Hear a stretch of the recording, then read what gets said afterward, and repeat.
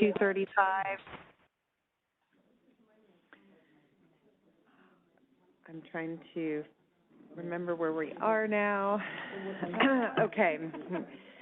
So we are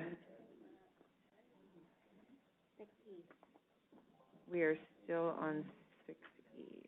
Okay, yeah. No. So we've gotten through 6E, which was amazing. Okay, so 6E, Ms. Asari. Okay. A little bit of background. During the spring of 2022, the CHRB, the CVMA, and the UC Davis School of Veterinary Medicine, as well as several equine veterinarians, raised concerns to the board about how the Practice Act was being applied to racetrack veterinarians and the equine veterinary community. The subcommittee met with stakeholders and attempted to address several of these concerns in the legislative package just discussed. However, with respect to racetrack veterinarians, concerns centered around the interpretation of Title IV, Section 1867, subsection B, involving the use of substances or medications that have not been approved by the FDA. The board interprets this regulation as written. However, CHRB disagrees and sent out an advisory to racetrack veterinarians stating that compounded medications are not FDA approved, but lawfully prescribed compounded medications manufactured according to federal and state guidelines do not violate the regulation. CHRB and the subcommittee agreed that amendments to Title 14, Section 1867 would be necessary to allow racetrack veterinarians to administer or dispense non-FDA approved medications to equine patients. In November of 2022, CHRB staff sent to the subcommittee proposed amendments to 1867, subsection B. CHRB is planning to amend the regulation as an emergency regulation, and the subcommittee strongly agrees with that approach. The subcommittee reviewed CHRB's regulatory proposal and recommended several changes and raised concerns. CHRB accepted 2 of the committee's recommendations. The final regulatory proposal did not include the subcommittee's recommendation to define the difference between compounding office stock and prescribing a compounded preparation for an individual horse. According to the FDA's GFI 256, which will be enforced starting in April of 2023, there is a restricted list of compounded preparations, I believe 5 as of right now, that a veterinarian can have as office stock. Since the regulatory proposal addresses drug compounding issues for equine medicine, the subcommittee felt that this would be a great opportunity to get this information out to equine veterinarians. CHRB's November 22nd, 2022 meeting agenda, item 20, addressed the proposed regulatory amendments to 1867, subsection B, and in the meeting materials for this item under the heading issue, stated the following. The California Veterinary Medical Board provided feedback on the proposed amendments, and that feedback was considered in the proposal before the board. Given the present severely negative impact on CHRB licensed veterinarians due to this incorrect interpretation by the California Veterinary Medical Board, these regulatory changes, if approved by the board, will be pursued in an emergency fashion. With respect to the statement in the CHRB meeting materials, regarding the purported incorrect interpretation, the subcommittee notes that during the subcommittee's September 28, 2022 meeting with CHRB staff, their attorney did not argue that the board's interpretation was wrong. In fact, they conceded that the plain language of 1867, subsection B, was an issue. As such, the board's interpretation of 1867, subsection B is correct. To correct the record and advise CHRB of additional requested amendments, the subcommittee decided to make a public comment at the November 22nd, 2022 CHRB meeting. Based on the subcommittee's belief that public comments could be provided by teleconference during the meeting, Dr. Sullivan was prepared to provide the subcommittee's comments virtually in connection with agenda item 20. Unfortunately, that option was not available at the time of the meeting. Rather, they announced during the meeting that the public had to be present, sign in, and state that the individual wanted to comment on the agenda item, indicate that agenda item number, and public comments were limited to 2 minutes. As such, the committee was unable to testify because neither member of the subcommittee was in Sacramento that day. On December 20th, 2022, the subcommittee sent a letter, which is attached, to the CHRB executive director describing the comments the subcommittee had intended to provide during the November meeting. So, let's see here. Since the subcommittee was unable to testify at the November 22nd meeting, the subcommittee recommends to the board submit the attached letter to provide comments to CHRB on Section 1867 rulemaking during the 45-day public comment period. To date, neither the emergency rulemaking nor the regular rulemaking have been posted to the CHRB website. So I believe that letter is attached. All right, thank you. So I just, to sort of summarize all of that, I don't know if you guys need a summary, but I just wanted to be clear that there was just some misunderstandings or misinterpretation of saying that the board had made these recommendations when we hadn't really had any input in it. So that was something we wanted to make sure was clear, and then just had some concerns, it sounds like, and looks like, with the wording of these things and the other misrepresentations. Do we have any comments from the board, any questions? Oh, there we go.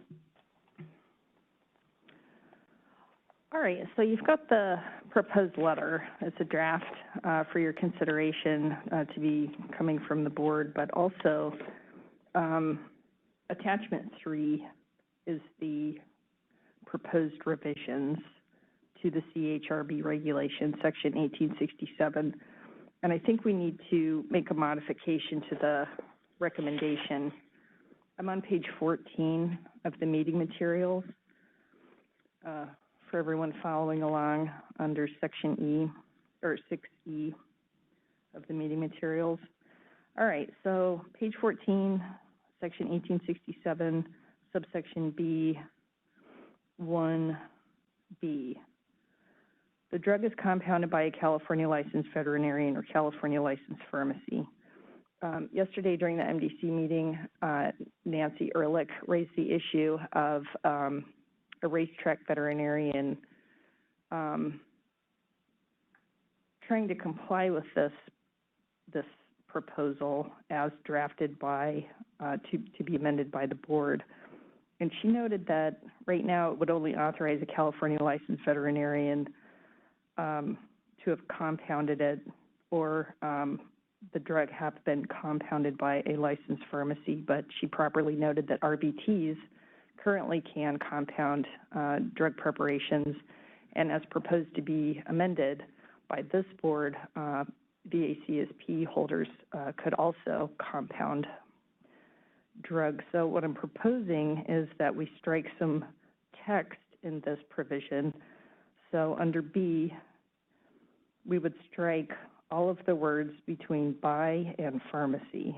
So it would read, this is about authorizing a veterinarian to possess or use compounded drug substances when the drug, and here's where I'm reading what it would read under B, the drug is compounded in full compliance with California laws and regulations governing drugs, pharmacy, and veterinary medicine. So it would no longer reference specifically drug compounding by the veterinarian or a pharmacy. That would necessarily incorporate the RVT compounded drugs and later on VACSP holder compounded drugs.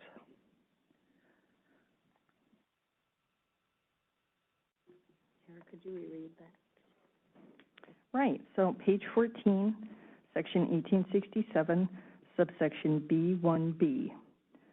The proposal is that it would read, the drug is compounded in full compliance with California laws and regulations governing drugs, pharmacy, and veterinary medicine.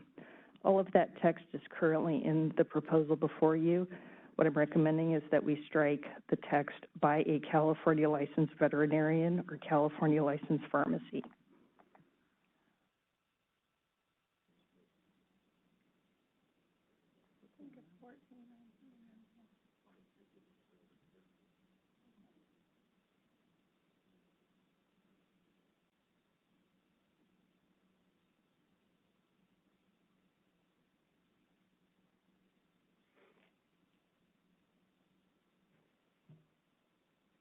I think that makes sense, especially since things are going to be changing with the permit holders potentially, and so just making it kind of the general term. Right, and, you know, we're trying to resolve, issues between the Vet Med Board and the California Horse Racing Board, and, accommodate racehorse veterinarians trying to comply with the law. And right now, as drafted, if the veterinarian possessed a drug compounded by an RVT, they would not be in compliance with our proposed language. And we're not trying to do that, go after veterinarians, you know, for any minor violation, or for violating Section 1867 when any other time a veterinarian could possess a drug compounded by an RVT under Vet Med's regulations. So we just want to make sure that the two practice acts conform to each other, and that's why we're recommending this change. Great, thank you. Dr. Nolan? How do you know if a large compounding pharmacy in another state is compliant with California regulations? Is it because they're shipping their product in between states, does that make them automatically compliant, or how do you know that as a veterinarian? Compounding pharmacy, compounding for the state of California in another state has to be licensed by California Board of Pharmacy. Yes, so if they're shipping a product to a state, let's say to California, they have to then become licensed in that state? Is Yes. that a federal regulation, or? Okay. No, that's state law. It's a state law, okay, just California state. So they can ship it to other states if they're in a different state, and I don't know about that. I know that we used a pharmacy, compounding pharmacy from Texas, and yeah, in I Kentucky, yeah. found out they were licensed in California, so it's fine. Thank you. Okay, any other questions or comments from the board? No, okay. Do we have a motion? There's a requested motion on page 6.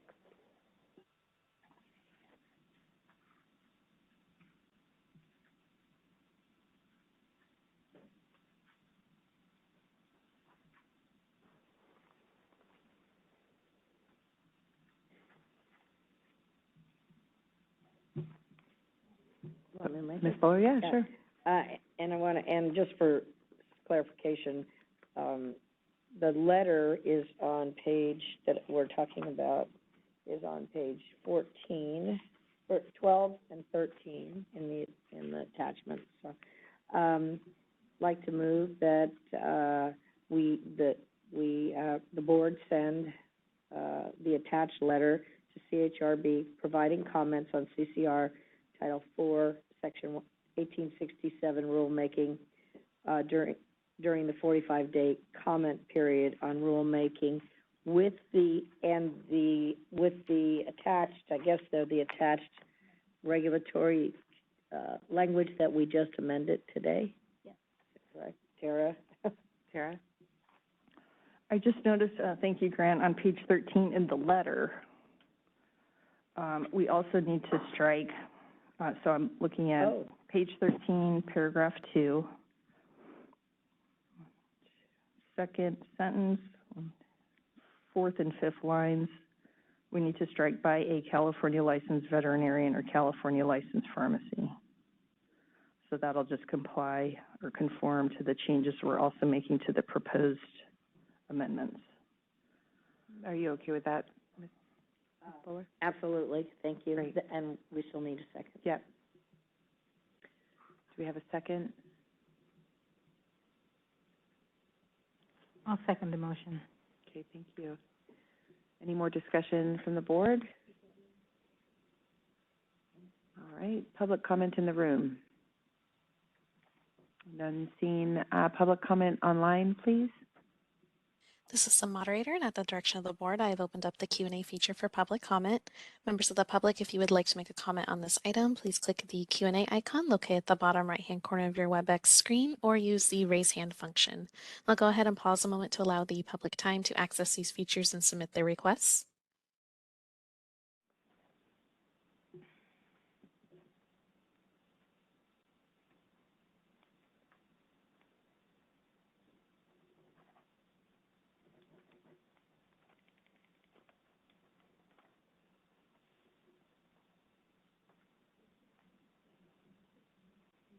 Moderator, are you there? I apologize. It looks like there are no requests for public comment. Would you like me to close that Q&A panel? Yes, please. Thank you. Okay. Moving on to 6F. Can I take a vote? Oh, gosh. I'm so excited. Yes, yes, yes. Thank you. Dr. Solcito? Yes. Ms. Buller? Aye. Ms. Laredo? Yes. Dr. Nolan? Aye. Ms. Prado? Yes. Ms. Berber? I think she had to step out. I'll mark her as absent. Dr. Bradbury? Yes, please. Motion carries. Okay. Now on to 6F. Thank you. During the public comment portion of the Access to Veterinary Care Task Force report at the October 2022 meeting of the Veterinary Medical Board, the CVMA reported on progress made by their Access to Care Task Force, of which Dr. Nolan is a member.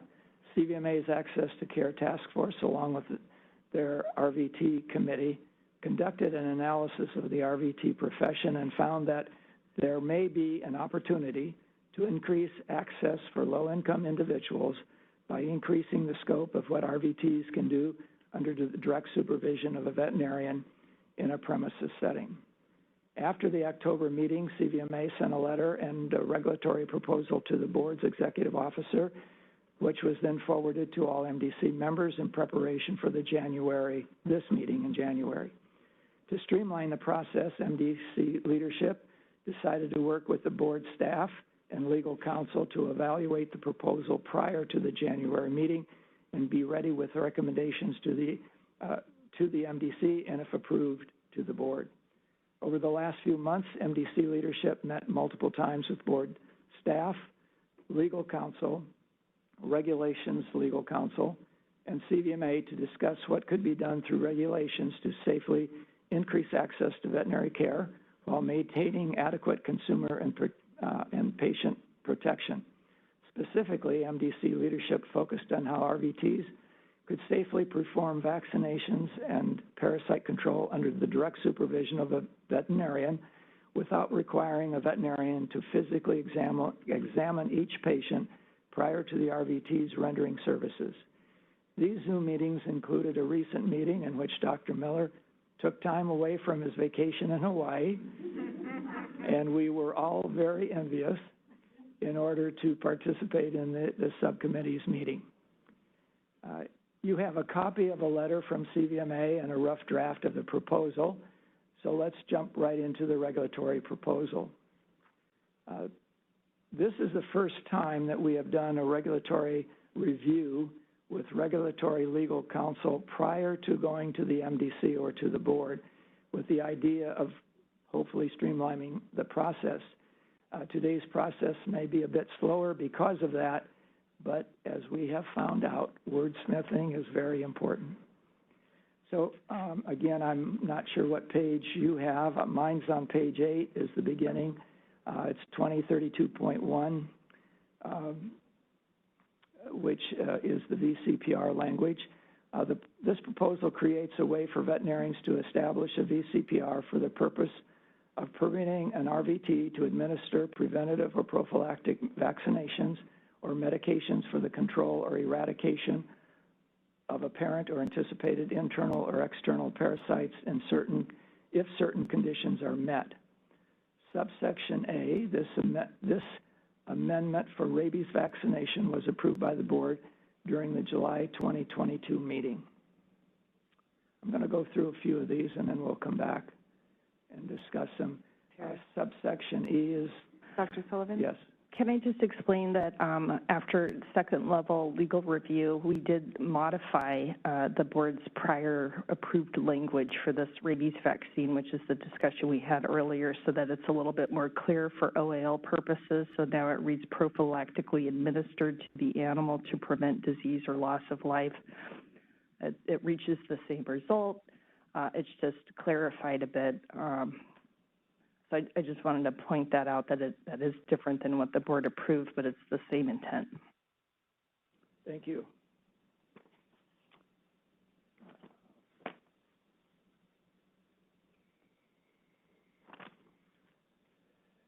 Okay, so, Section E,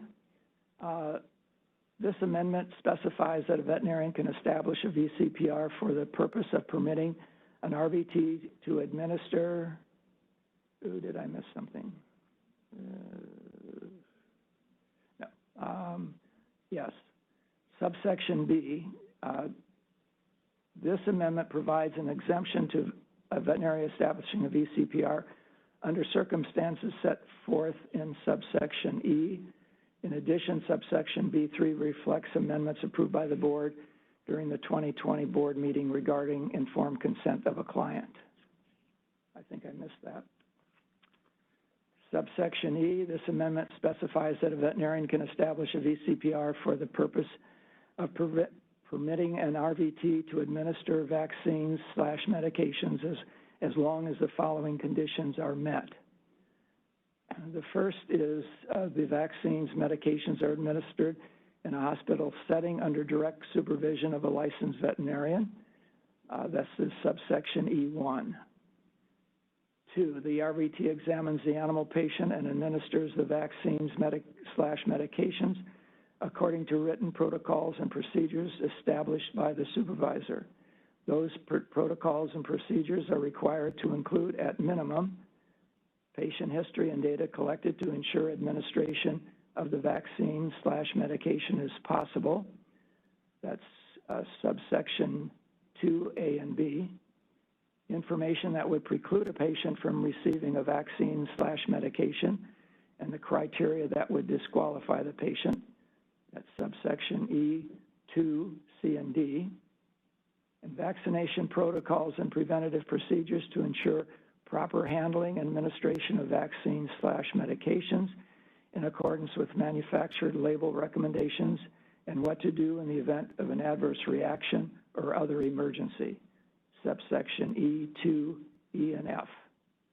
And then documentation requirements, subsection E, 2G. And I'll turn it over to you. Okay, this is a very meaty meeting here. Any questions about that from the board? This is a big thing. So, I can't read what's on the screen, but I just want to make sure that the proposal that you have before you includes the revisions, very minor, that we made yesterday at the MDC. Okay, so on page 9, I need to go over what the MDC actually approved. can we?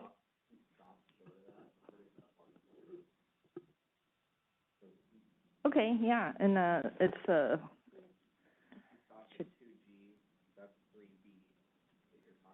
oh, okay.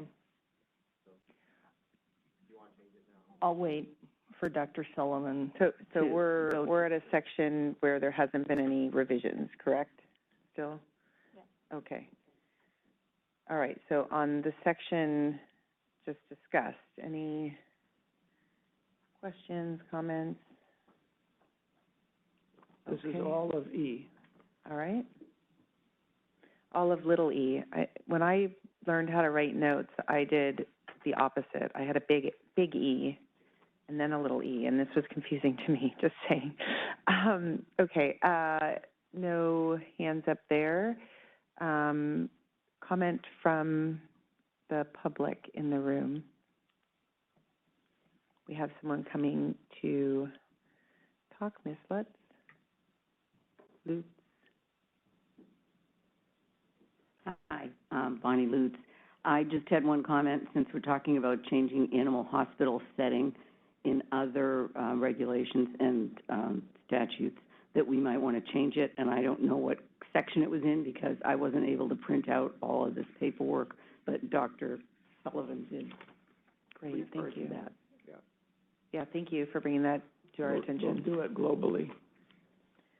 Okay, moderator, can you open up public comment online, please? This is the moderator, and at the direction of the board, I have opened up the Q&A feature for public comment. Members of the public, if you would like to make a comment on this item, please click the Q&A icon located at the bottom right-hand corner of your WebEx screen, or use the raise hand function.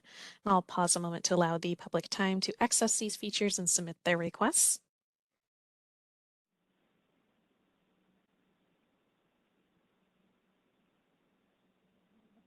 All right, and seeing none, would you like me to close that Q&A panel? Yes, please. Dr. Nolan? I just have a question of the drafters of these words. Under A and B, the A and B that we're looking at under, I guess, Is it EAB? yeah. Okay. The big A and the big B. So E1, 2, so E to AB, okay. To A and B. You use the words at the very end of that sentence, is possible. I think, in my mind, everything, it's possible to vaccinate an animal, even if, you have history that maybe would make it inadvisable. So is the word possible, what's the thought process behind the word is possible? Do you mean is advisable? I don't know where you're at. Oh, sorry. So if you go to page 9, at the very top of the page, the big A and the big B on page 9. Okay. At the very end, it's talking about, the patient, obtaining patient history and collecting data with the physical exam. But I know there's some thought process. What was that? Dr. Miller? Yes, please. That's a really good question, and that would be in relation to E2D, which would be criteria that would disqualify the animal patient from receiving the preventative prophylactic vaccines or medications. So there are written protocols in place. The written protocols are going to say, look, this is the data I want you, the RVT, to collect for the animal. And there are ranges. So the temperature range is 100 to 102.5. If you have criteria saying, look, if you have anything above 102.5, it's going to be not possible to vaccinate the animal today. Wouldn't be acceptable. Right? Right. So you're creating A and B are, this is the data I want you to collect. This is the minimum amount of data that I need to ensure within a good standard of practice that this animal is capable of receiving this vaccine or this prophylactic parasite medication today. Mm-hmm. And your lane guards mm-hmm. are D, mm-hmm. which is the criteria that would say, nope, we can't do it today. I'm sorry, you have 106 fever. Today will not be the day that you're getting vaccinated, right? Did you consider using the word acceptable instead of is possible? That would make it acceptable to move forward? I mean, just because in my mind the word possible has a much broader connotation. I wonder if we actually, direct it to D. Thank you very much, Dr. Miller. I appreciate it. Since it is about the criteria and that's what it's referring to, if we said, his explanation makes perfect sense, yeah, but I wouldn't have understood it until I heard that explanation, to be honest. Yeah, what I meant is, if at the end there, for the control of or eradication of apparent or anticipated internal or external parasites meets the criteria in section D or something yeah. We can't say it meets the criteria because D is about how you disqualify the animal. Or appropriate. So Karen's over there, putting her head in her hands. You can't use acceptable or appropriate. You could say clinically indicated, perhaps, maybe. So anytime you allow I'm not going to lecture you on that. We had to be careful with our wording, and I think that that's all going to lie with your legal counsel on whatever you want it to be. The words are going to have to be chosen by legal to get that through OAL without it getting kicked back. So we can't say within the range of established criteria, Brandon? I like clinically appropriate. Is that I think that's better than is possible. Is it infers judgment? Yeah. Because anything is possible at some degree.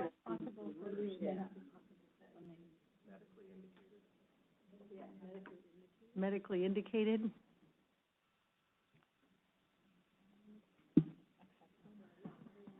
The issue with OAL is anything that's considered vague, they want you to set out a criteria.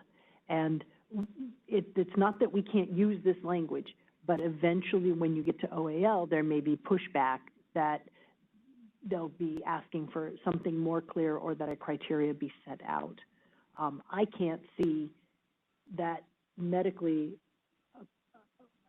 appropriate is that qualitatively different than if possible. But that's how we ended up with if possible. It just there are going to be these bright lines, and it would be possible for the RVT or not.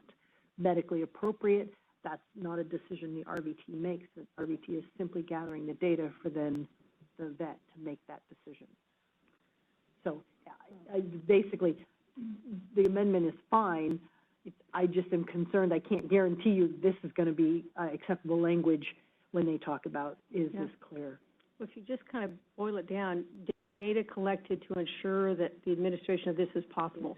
Well, it's possible to administer it even if there are clinically reasons not to, so it just seems like it's sort of a little too vague to me, but. Yeah, I think that after, yes. Ms. Lutz. Hi, it's Bonnie Lutz again. I think if possible is a problem, and I didn't initially, but I think that after listening to, your comments, because anything's possible, and if I have to defend against an allegation that, something went in violation of this, then I'm going to have to be dealing legally with that word possible, and I do have a problem with that. I think that would be an issue. So I would like to see something either clinically or medically, something that would, define it further, because really in life, anything's possible. So I would have a hard time with that. Could you do clinically appropriate as determined by the supervising veterinarian? Because clinically appropriate by who? That's going to be the question we're going to get. It's their protocol, so they've made those boundaries.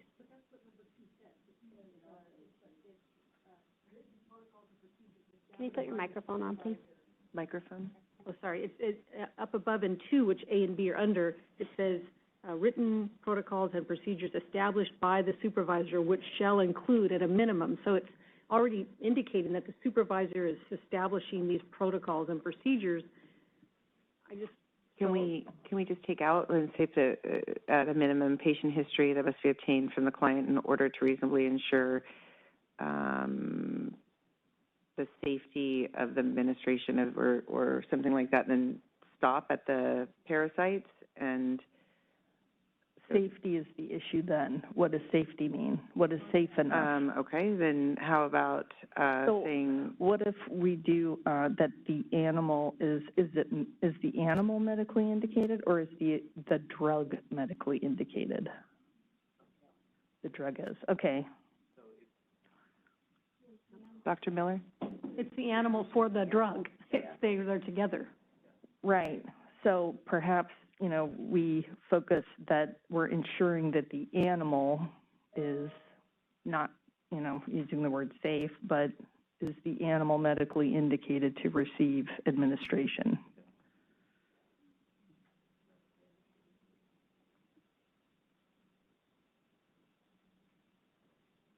So what is the wording again? Okay, so page 9,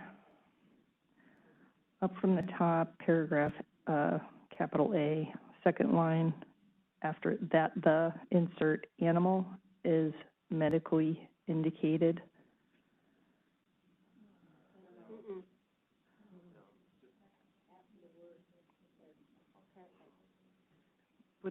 Wouldn't we say patient history must be obtained from the client in order to reasonably ensure that the administration of is for the animal is medically indicated? Well, we're calling the animal a patient in the or first for word. the patient is medically indicated. So if we say, or eradication of apparent or anticipated internal or external parasites for the patient is medically indicated? Or is medically indicated for this patient, or, Yeah. Pardon? Yeah, no, please. I think you can achieve your desired purpose with clarity by just taking the last word, which is possible, and replacing it with medically indicated. And then doing the same thing in B. I like that.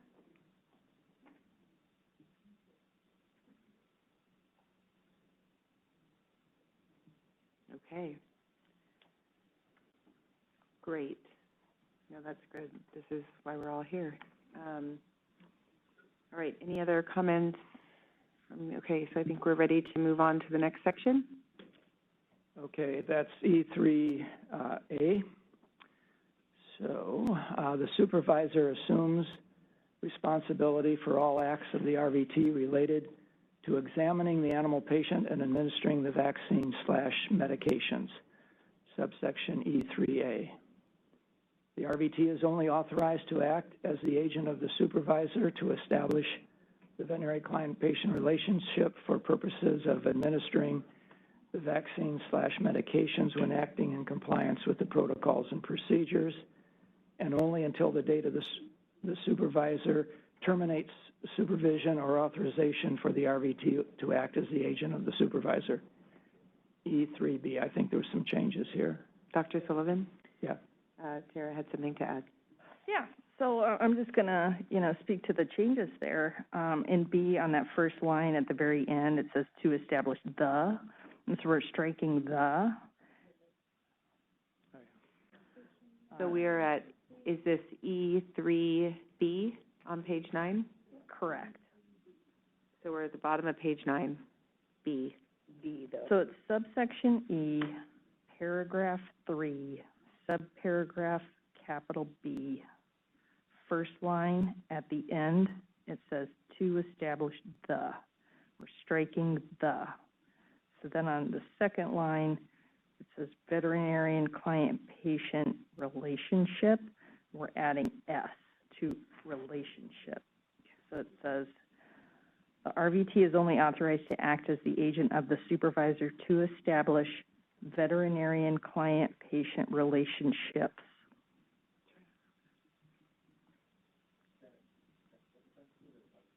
Without parens.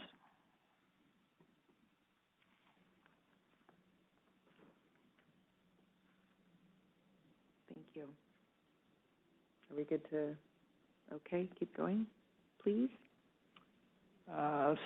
Okay, then prior to examining or administering the vaccines/medications, the RVT discloses that the RVT is acting as the agent of the supervisor for purposes of administering the vaccines/medications and provides the supervisor's name and license number to the client.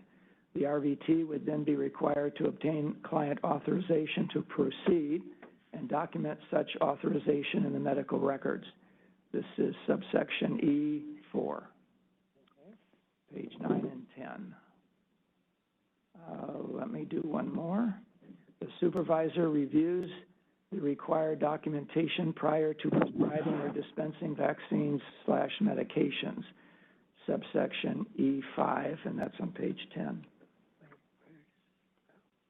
Keep going, or do you want to discuss that? Yeah, I mean, subsection, oh, I see, because F is the little f is actually a big F in my mind. Got it. Well, let me go ahead and finish it. Yeah, I That's think the bulk of it. we might as well. Subsection F, this amendment requires the supervisor to retain the protocols, procedures, and statement for the duration of the RVT supervision and until 3 years from the date of termination of the supervisory relationship with the RVT.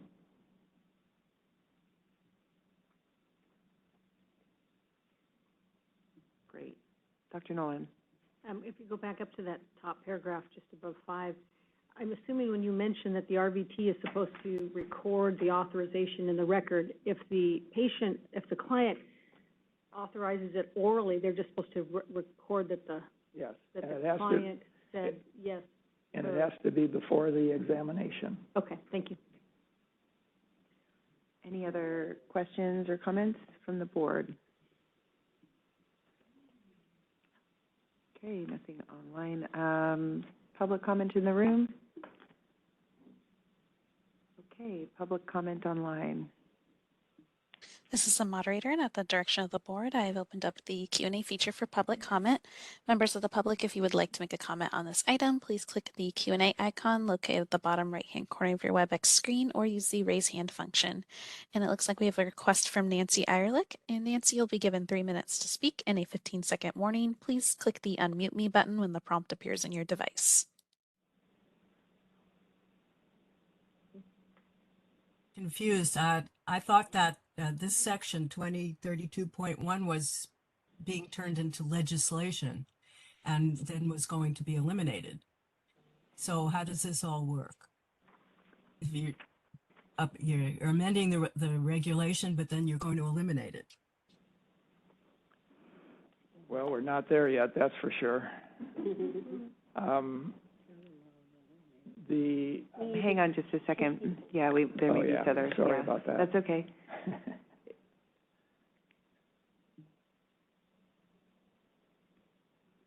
Moderator, are there any other public comments? This is the moderator. It appears there are no further requests for public comment. Would you like me to close that Q&A panel? Yes, please. Okay, Dr. Sullivan. I'm not sure I'm the one to answer that. I would guess that if we do get something moved to statute, we would move this with it, but let me have others more knowledgeable than I answer that. Yeah, I would say that this is dual tracking two different things. Right now, we're trying to get the VCPR and statute, codify that along with the telemedicine provisions under 2032.1. Separately, since, we're not really sure how that legislative proposal will fare, we want to try to address RBTs establishing VCPRs as the agents for the veterinarian to get these prophylactic treatments going on and make improve access to care. So this is just double tracking. They're separate. If the VCPR is ultimately moved into statute, this likely would be a follow-up bill to insert these RBT provisions. If that legislative proposal is not successful, this regulation can continue to move forward. So we're just trying to get this moving in some way. I would also say that if the legislative packages pass, it would, and then we had to reintroduce this, we'd still get it in quicker than it's going to get in through regulations. All right. Oh, Dr. Nolan? Well, there is a definition of animal hospital setting that's already here that, is that going to become Yeah, so as well? we're not on that section yet. He hasn't gotten to 2034, but I was going to recommend that since it's agendized here, we are able to strike it here. Okay, thanks. Okay, I think is there any more public comment in the room? Do you have, okay. All right, moving on. I'm lost. On 2034. 2034? Yeah. There we go. Okay, this amendment adds to the direct supervision definition so that an RVT can examine the animal as an agent of the veterinarian for the purposes of administering the vaccines/medications in accordance with CCR 2032.1 subsection E under the direct supervision of the supervisor, subsection E2. And then 2036, this amendment specifies that an RVT can administer the vaccines/medications in accordance with CCR 2032.1 subsection E under the direct supervision of a licensed veterinarian, subsection B6. Okay, so since we're taking 2034 and 2036 together, this is where I would recommend that the board strike 2034 G, animal hospital setting. In other places of regulation, it refers to this regulation to look up the definition of animal hospital setting, and then this regulation refers to a statute that essentially just means registered premise. So I think that that's a really long way to get to a definition that means something that we already have. So I'd recommend striking that all together, and then all references of an animal hospital setting will just mean registered veterinary premises. And then we just have to re-letter the rest. Yep. Dr. Nolan? So, again, theoretically, could we take this information and insert it or add it to what we're trying to do in statute, or is that absolutely not even an option? You know, the statute that we have just talked about for the last hour or so with the goes to definitions of telemedicine, et cetera. I mean, isn't that what? Yeah, we would make any conforming changes that we would need But to. could we put this into that now, as it Versus the regulatory Yeah, or do we have to proposal. re-agendize it and then it's too late? No, we're okay doing it here because we did agendize 2034 for this item, and it's on here, so you'd be able to strike it now in this I'm regulation. talking about the whole package.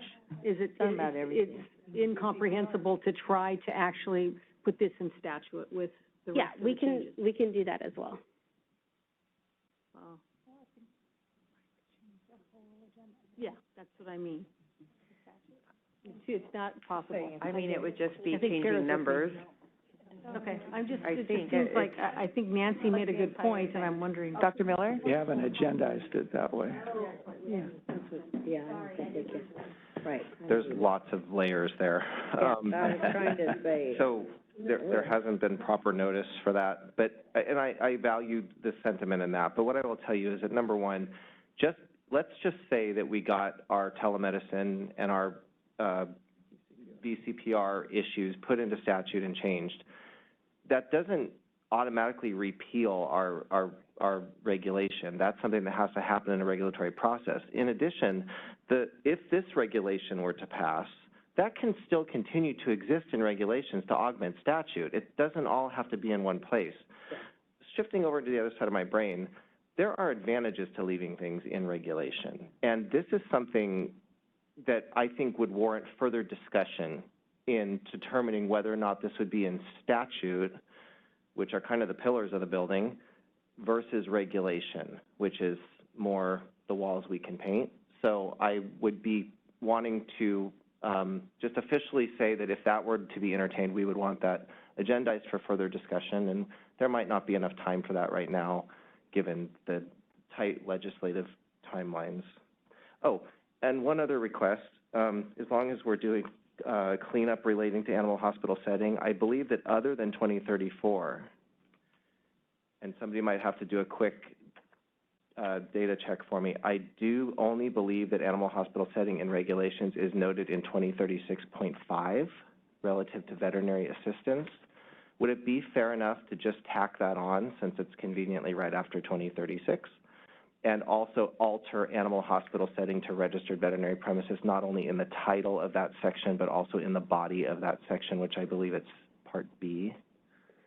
I think that's where we run into an agendized issue because we didn't agendize 2036.5, we just agendized 2034 and 2036. Right. So I just tried to violate the same warning I gave you. Yeah. Thank you. Thank you. And I apologize, Dr. Nolan, I didn't understand what you were asking as far as Well, putting again, in it was statute. a very theoretical Yeah. what if. Yeah, now that I understand, I would rather just That it was, tackle that later. It's just a darn, too bad, oh well, but I get it, thanks. I think it's obvious to those of us that have worked on this, but maybe not to everyone, but this is revolutionary. I don't think there's any state in the country that has anything like this for registered veterinary technicians, so that's another reason we need to go a little cautious and see how it plays out. But I think CVMA did a fabulous job bringing this forward. I'd just like to acknowledge Christy Shields, who's the second-level reviewer for the Regulations Unit in Legal Affairs Division. She worked really hard on this to get it to a good place, and something that, fingers crossed, would get through the whole review process. So I just wanted to thank her for that. Great. Well, this is really probably the quickest I think something's ever gone from an idea to a regulatory proposal. So thank you, everybody, for all your hard work. Any other questions or comments from the board? I think there's a motion somewhere in there.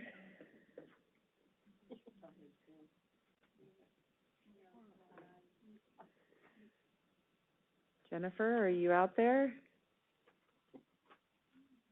Anybody want to make a motion? Yes, Kathy does. Okay. It's on page 4, I think. Let's see.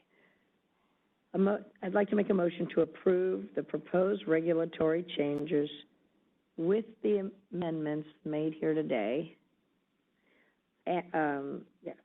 direct the executive officer to take all steps necessary to initiate the rulemaking process, authorize the executive officer to make any technical or non-substantive changes to the rulemaking package, notice the proposed text for a 45-day comment period, and if no adverse comments are received during the 45-day comment period, and no hearing is requested, adopt the proposed regulatory changes.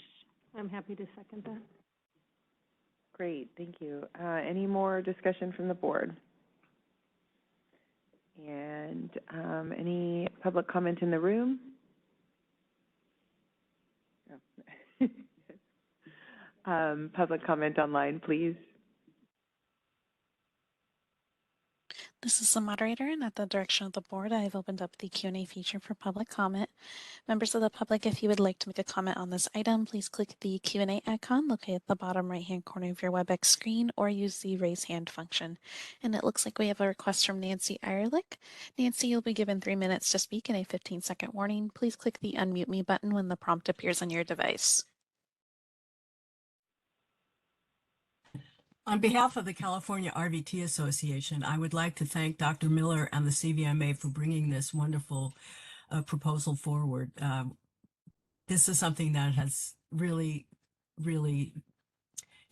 been a long time coming, and we're very, very pleased with it. And I'd like to thank you.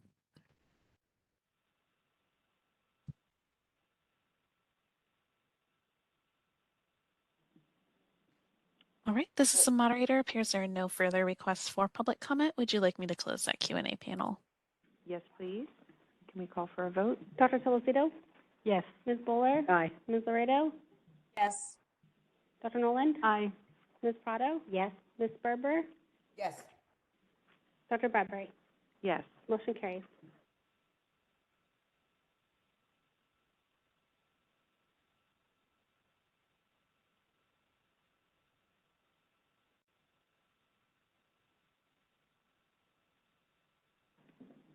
Okay, so we just have a couple more things. In section 6. 3 more. We got this. Home stretch. All right. Hey, we did this all day yesterday too, so why not? Okay, so 6G. Are you going to go over that Yes. Okay, thank you. Yes, so this is 6G, recommendation regarding legislative proposal to amend Business and Professions Code 4875.3. As part of a directive from the board, the Complaint Audit Subcommittee was tasked to review the current criteria to become an expert. The goal was to reassess current criteria and make recommendations on any updates and or changes that may improve the process of identifying qualified experts. The Complaint Audit Subcommittee reviewed the only current statute related to experts, which is BPE 4875.3, and found they were limited to the following: a veterinarian who reviews and investigates an alleged violation pursuant to this section shall be licensed in or employed by the state, either full-time or part-time, and shall have not been out of practice for more than 4 years. No other boards have such a statute. And then for H, recommendation to add subject matter expert criteria to the Administrative Procedure Manual. Okay to go through these things together? Okay, perfect. On the board's website, there is a different criteria listed on the expert witness position information form than is provided with the application to become an expert. The currently listed on the website are to possess a valid and current California veterinary license, have had 5 years of clinical practice experience within the 6 years immediately preceding application submission, and no past or current disciplinary action taken against their license in this or any other state.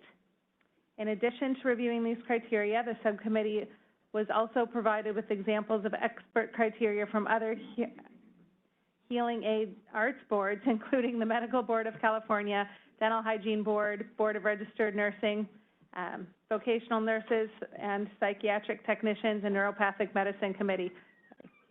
Based on the research, they developed the following proposed experts requirements. And I believe we wordsmithed these a little bit yesterday, so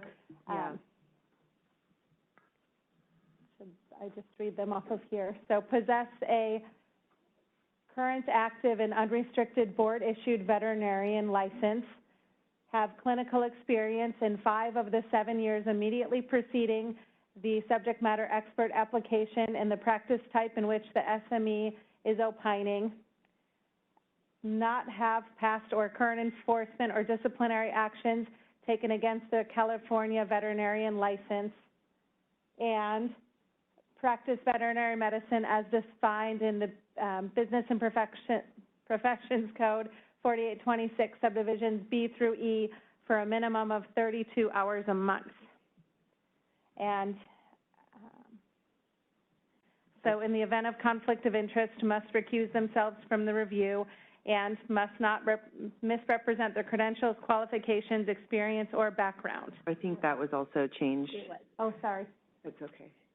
Yeah, it's up there. Oh, it's up there? Oh, sorry. SME shall comply with all conflict of interest and confidentiality requirements discussed herein. In the event of any perceived or actual conflict of interest, they shall recuse themselves from the case review. And SMEs shall not misrepresent their credentials, qualifications, experience, or background. Sorry. Thank you. Kara. Before we get off that bullet, that second bullet point, to clarify that the SME applying has to have at least have clinical experience in 5 of the 7 years immediately preceding the application. I've seen other board staff struggle with what that means and whether or not that requires 5 consecutive years in the past 7. So I just want to, get on the record right now that there is no consecutive requirement here. It's just correct. Any 5, a total of 5 in the past 7 years. Yeah, Thank you. That was discussed yesterday. Thank you. Okay. Dr. And Nolan. then attached are the legislative proposal and the changes to the procedure manual. Thank you. Dr. Nolan? Yeah, I really appreciate the subcommittee doing this research. My question is it hard to come up with subject matter experts right now, and will this make it even harder or easier? I just was curious. The answer is yes and yes. No, I think, Jessica, you could talk to this if you'd like. I can answer it too. I think it's, we consider that. However, we also want to have good experts that are reflective of the current veterinary profession in the area that they're opining on. And it does seem that, not just, they may be great when it comes to their knowledge base, but if you get them on the stand and we are testifying and we have an expert on the defense who has is practicing and has these qualifications, I think it's a hole in our case if our expert doesn't meet certain standards. So I think we tried to balance the needs of finding good people and our challenges there, but at the same time making sure we have a good expert witness pool. Yes. Can I respond to that? Please. Isn't it true that the criteria currently require 5 years of clinical practice experience?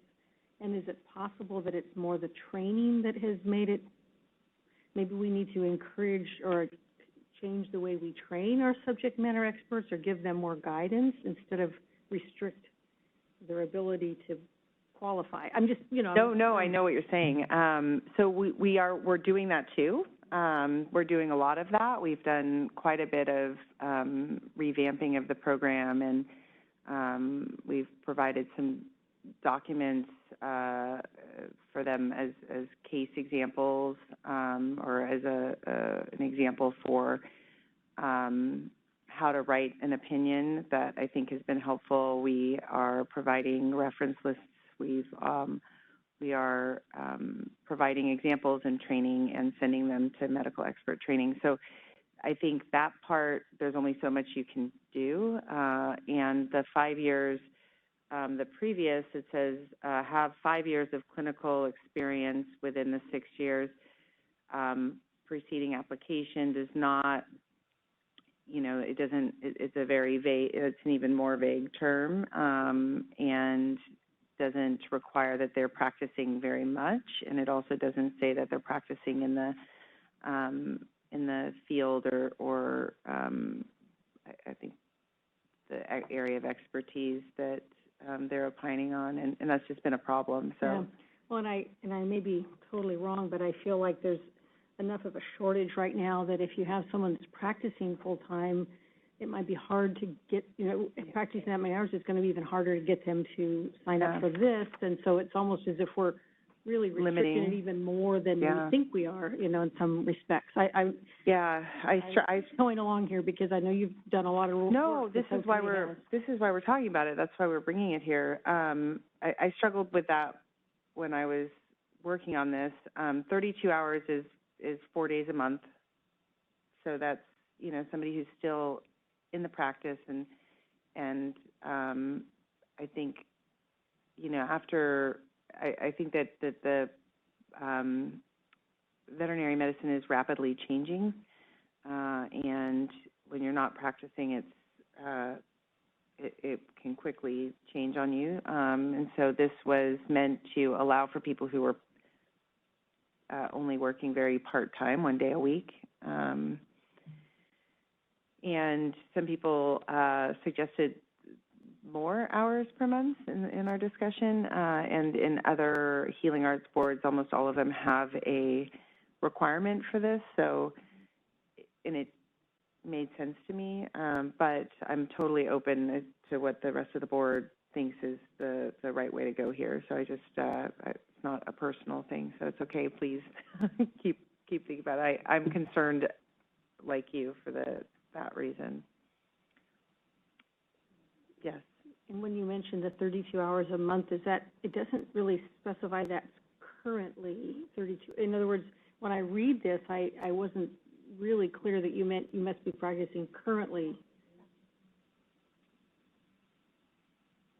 So we would read it as a current requirement because it starts off with practicing veterinary medicine. Okay.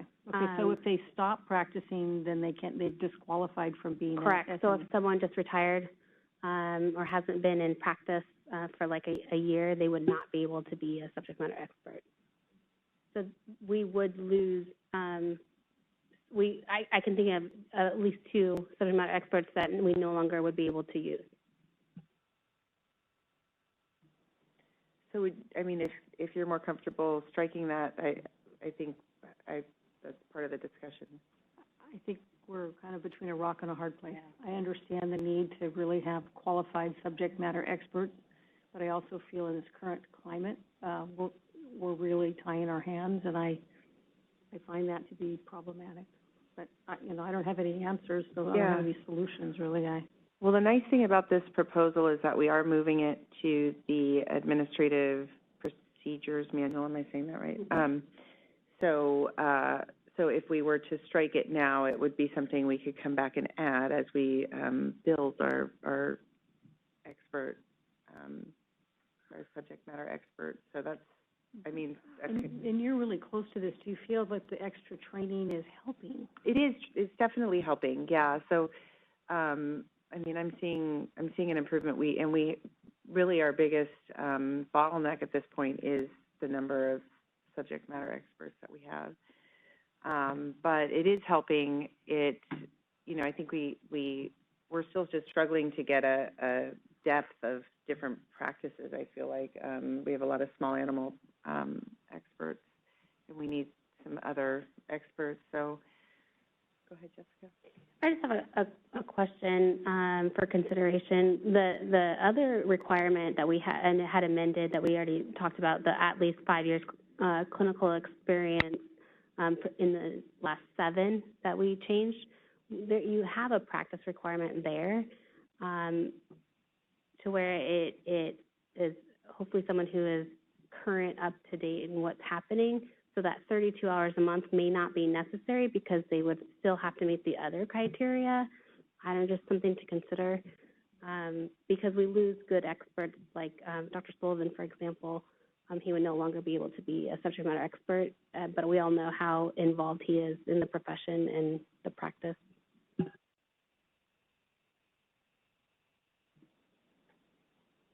So how do you guys feel about removing that requirement of 32 hours? I know, Dr. Nolan, you would be in favor of that for now. I would for now. Jessica, were you referring to the 5 within the last 6 years, or where's the 7 years coming up? I missed it. So that was what was added yesterday that Leah had read. Okay. So Leah, would you mind reading what's on the screen? Can you turn your mic on? Sorry. Have clinical experience in 5 of the 7 years immediately preceding the SME application in the practice type in which the SME is opining. So it's going to get to a spot where if they're out of practice for so long, they're not going to be able to do it because of that qualification. Yeah, that makes sense. Yeah, I think I personally would be interested in maybe removing the 32 hours a month requirement for now. I like the others, but. Okay, I think, should we, we'll take public comment before we make a motion. So Grant Miller, CVMA. So if you do that, you're going to limit your SME pool, because if the only requirement is that they have practiced 5 within the last 7 years, but then there's no current practice requirement, then that means that you essentially have a deadline to when, like, let's say they're retired. So let's say that for the last 5 years they've been a full-time avian practitioner, and now they're retired. Their amount of time that they can work with the board is going to be limited if they're no longer practicing. What we're saying is, if you can at least practice 1 day a week, which is pretty minimal, it's probably, the most minimal requirement you could ask, then they can continue in perpetuity because they're continuing to practice, and that 5 year out of the last 7 continues to roll. If they stop practicing now, you have a time period. Now, that might not seem like a lot, but we know how long it takes to get an SME trained, like how long it takes for them to understand the minimum standards and to understand the Practice Act and all those things. And so I'd hate to see the board make this investment in this person that now is no longer practicing, and then whoops, we can't use them anymore because they've outlasted their 5 year, in the last 7. If you keep them practicing 1 day a week, you can continue to use them in perpetuity. I guess that's not how I interpreted that. I interpreted it, the 5 years being full-time in the 5-7. So as soon as you're out past that 2 years, you're still not within that window of 5 to 7. So maybe I'm misinterpreting that. That's not what it says. Yeah. And I mean, again, it's not a regulation, it's a policy manual. So it's like we don't have to, fortunately, wordsmith the word so crazily. Like, the people that have to understand it are the enforcement branch at the board, and then the lawyers have to understand it. The defense attorneys have to understand it. And we could potentially, make it a smaller monthly, hourly, but. Well, is that the correct, is Dr. Miller's interpretation correct? It doesn't have to be 5 full-time years in the last 7. It doesn't say that, yeah. It doesn't say, it just says 5 of the last 7 years you have to have practiced? Yeah. And thank you. And what's more important about that is that you must have practiced in the area on which you're opining. So if you practiced on, birds 20 years ago, and today you're just doing dogs and cats, you're really not in the area that you should be in if you're opining on a bird case. So it doesn't matter how much you're practicing as long as you're current with that, because along with that practice, whether it's part-time or full-time, is the supposition that you will be clinically competent in that practice, that you are taking continuing education in that practice, and that you're up to date and current on the, latest revelations or advancements in that type of practice. So I think that we all know, is at least on the practitioner side, like Dr. Solicito could probably say, like on the shelter side, there are people that, work in small animal practice 4 days a week and do 1 day a week in the shelter, but they're up to date. I mean, they can do it when they just keep their hand in it that way. So that was at least my interpretation of it, And that was what I had intended when I had said, could we try 5 out of the last 7? I didn't intend for it to be full-time practice. Also, if you remove the 32-hour requirement or just the continuing practice requirement, even if you reduce the number of hours per month, and they only had to comply with the 5 years of clinical practice, eventually someone could be retired for 10 years, have no clinical practice, no recent clinical practice, because the requirement is 5 out of the 7 years immediately preceding the application. So they could continue, they could be an expert for 10 years.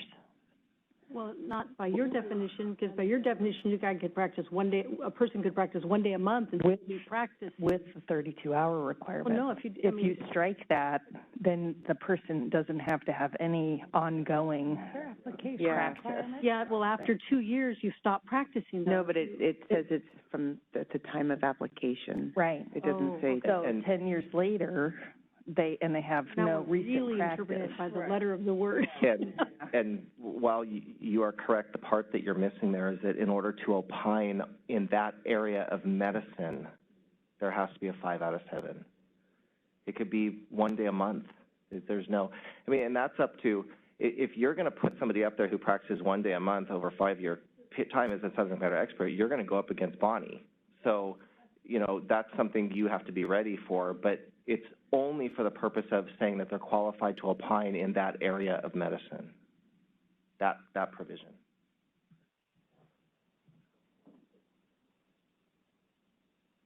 So I guess I'm actually a little concerned with at the time of application wording. Right. Well, if you don't have that beginning time frame or that date, then what is 5 of the last 7 years? What does that mean?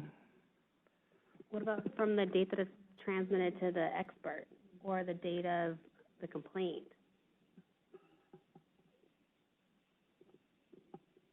So you want to base their experience on the filing of a disciplinary matter? Or maybe of their opinion, of like the date that. Of rendering their opinion? Yeah. Well, I think that's not very, that could move, and you can assign the case, and then somehow by the time they render the opinion, they're not in compliance. We don't want to do that on. We also have the option of leaving things the way they are and moving them to administrative manual. So that's, I mean, just like, these were just some ideas to make it a more robust program. I think it would improve things, but I am concerned about the, from the date of application verbiage. So what we could do too is take what is here, what the NDC had passed yesterday, and maybe the staff can look at our current expert pool and send that out to them and try to identify how many this might eliminate or add, and bring that back. But we could do more research on that if you're concerned. Mr. Baxter? Yeah, I mean, as a reformed lawyer here, typically the word that we would use in place of something like application in this context would be engagement. You know, usually an expert is engaged to come in and work up a case. So it would be immediately preceding the SME's engagement, ...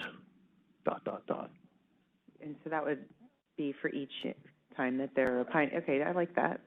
So it is each time they're engagement, but that's a legal term that's understandable. It's from the time you send them a case. Okay. Any more? I don't know. What would you guys, do you have any other thoughts?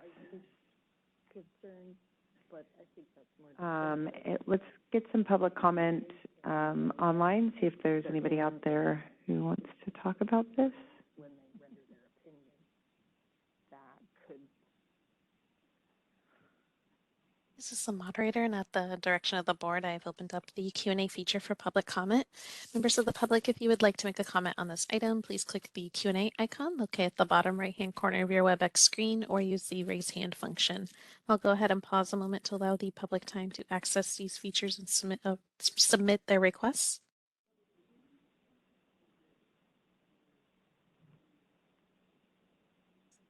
All right, and seeing none, would you like me to close the Q&A panel? Yes, please. So I'm wondering if, so the statute that's there serves no purpose, and isn't very helpful. So I'm wondering if it would make sense to remove that statute from, make a motion to remove that statute and get that cleaned up, and perhaps table this, get some more information. We can meet as a subcommittee and then bring it back to the board. And you guys now have some time to think about it too and look at it, because I think this is an important thing to be sure that we are getting the expert witnesses that we'd like. But I don't, unless somebody has a motion to move forward. So can I get clarification? That means you'd like us to consider getting rid of this current outdated statute and then recommending this or something similar to the Administrative Procedure Manual, and then it can be changed as needed? Or are you saying just not do anything except for get rid of the statute? I am saying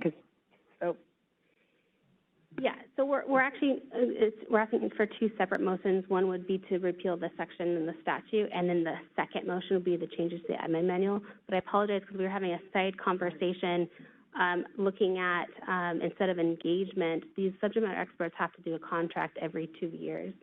And so I'm curious if instead of date of application or engagement, because engagement would still mean every time we send them a case that changes, we would have to reevaluate. But if we have a current contract with them, they renew every 2 years, so perhaps we could do from the date of the contract instead of the application or engagement each time. Or date of contracting to provide subject matter expert services for the board. Instead of at time of application, you mean? Right. Yeah. Correct. I would be good with that.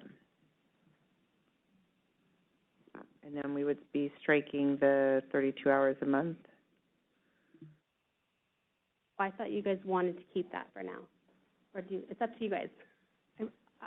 If it's in a Administrative Procedure Manual, I think it's fine to keep it and see how it goes. If we can't find any subject matter experts, or if we feel like that's not helping them be better, then we'll get rid of it.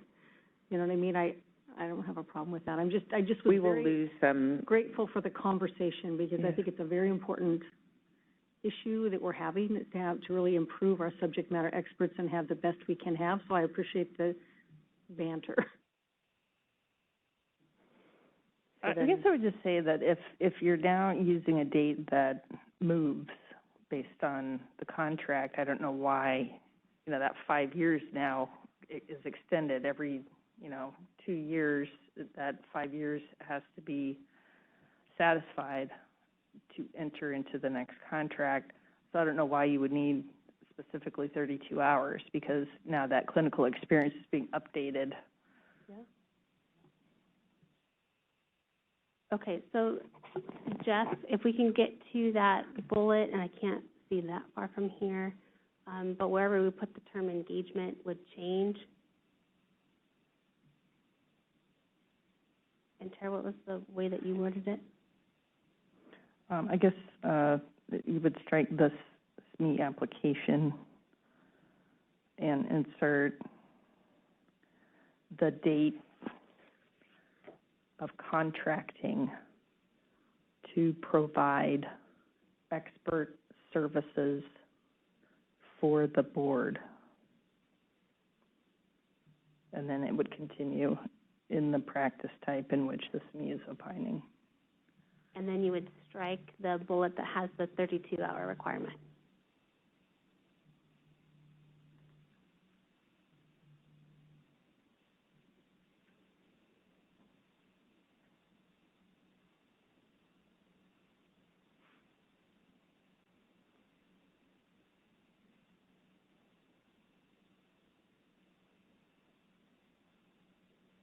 and then we can go up against Bonnie. I think we want a motion first, so. We have two motions that are requested. So, A is the striking from, the, BPC 4875.3, and then B is to, attach the proposed changes as amended to the Administrative Procedures Manual. The one action that's requested doesn't really talk about striking it, it talks about amending it. Do you mean amend by removal? No, because there's A and B in 4875.3, so if you look at the next page, on page 3, we're actually just amending it by repealing subsection B. Sorry. Oh, that's, okay, thank you. You want me to do that? Okay. Yes, please. I would entertain a motion to approve the legislative proposal to amend Business and Professions Code, Section 4875.3, related to expert reviews by striking portion B. I'll second that. Okay. So any more discussion about that in the room, from the board? Public comment in the room? Moderator, can you open it up to public comment online, please? This is the moderator, and at the direction of the board, I have opened up the Q&A feature for public comment. Members of the public, if you would like to make a comment on this item, please click the Q&A icon located at the bottom right-hand corner of your WebEx screen, or use the raise hand function. And seeing no requests for public comment, would you like me to close that Q&A panel? Yes, please. And let's take a vote. Dr. Solocito? Yes. Ms. Buller? Aye. Ms. Laredo? Yes. Dr. Noland? Aye. Ms. Prado? Yes. Ms. Berber? Dr. Bradbury? Yes. Motion carries. Okay, so does anyone else want to make a motion? If not, I guess I could make it. I'll make the motion to enter, let's see here, to recommend, no. Let's see here. Yes, I think I'm on the wrong. Yes. So the motion could be to approve the proposal as amended today to amend the Administrative Procedures Manual relating to expert criteria. Second motion. Thank you. Any more discussion? Public comment in the room? None? Public comment online?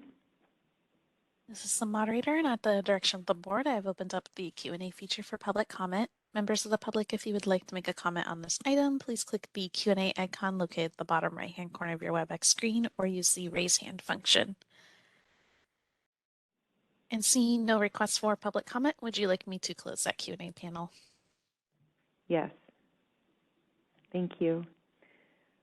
All right, let's do a vote. Dr. Solocito? Yes. Ms. Buller? Aye. Ms. Laredo? Yes. Dr. Noland? Aye. Ms. Prado? Yes. Ms. Berber? Yes. Dr. Bradbury? Yes. Motion carries. Okay. The last one? Yes, please. For the MDC report? Yes. So this is in regards to a recommendation for an addition to the board's frequently asked questions regarding VCPR. So during the July 2021 meeting, the board approved the FAQs regarding VCPR to address increased questions the board staff was receiving from the profession and consumers after the April 1st, 2021, when the regulatory amendments on VCPR became effective. During that discussion, it was noted that the VCPR FAQs would be a living document where additions or revisions would be added as more questions were received. In July 2022, the board approved an update with an answer to questions regarding VCPR and vaccinations. And Since that time, the board has received additional questions regarding refilling prescriptions at alternate locations. As such, the board staff requested the MDC and the board consider updating the FAQs to add the following. So,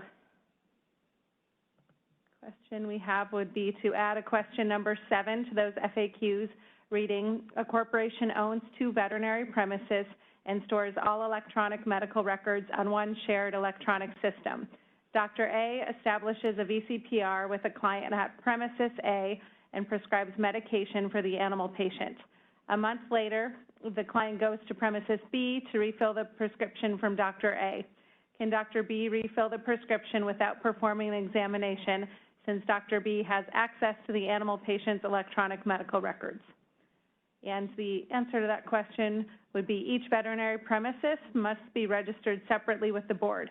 Although electronic medical record systems may be beneficial for a veterinarian at one premise to access animal patient medical records created at another premises, the VCPR follows the veterinarian, not the medical records. In the absence of Dr. A, there are 2 exemptions from the VCPR requirement for Dr. B to prescribe, administer, or dispense medication.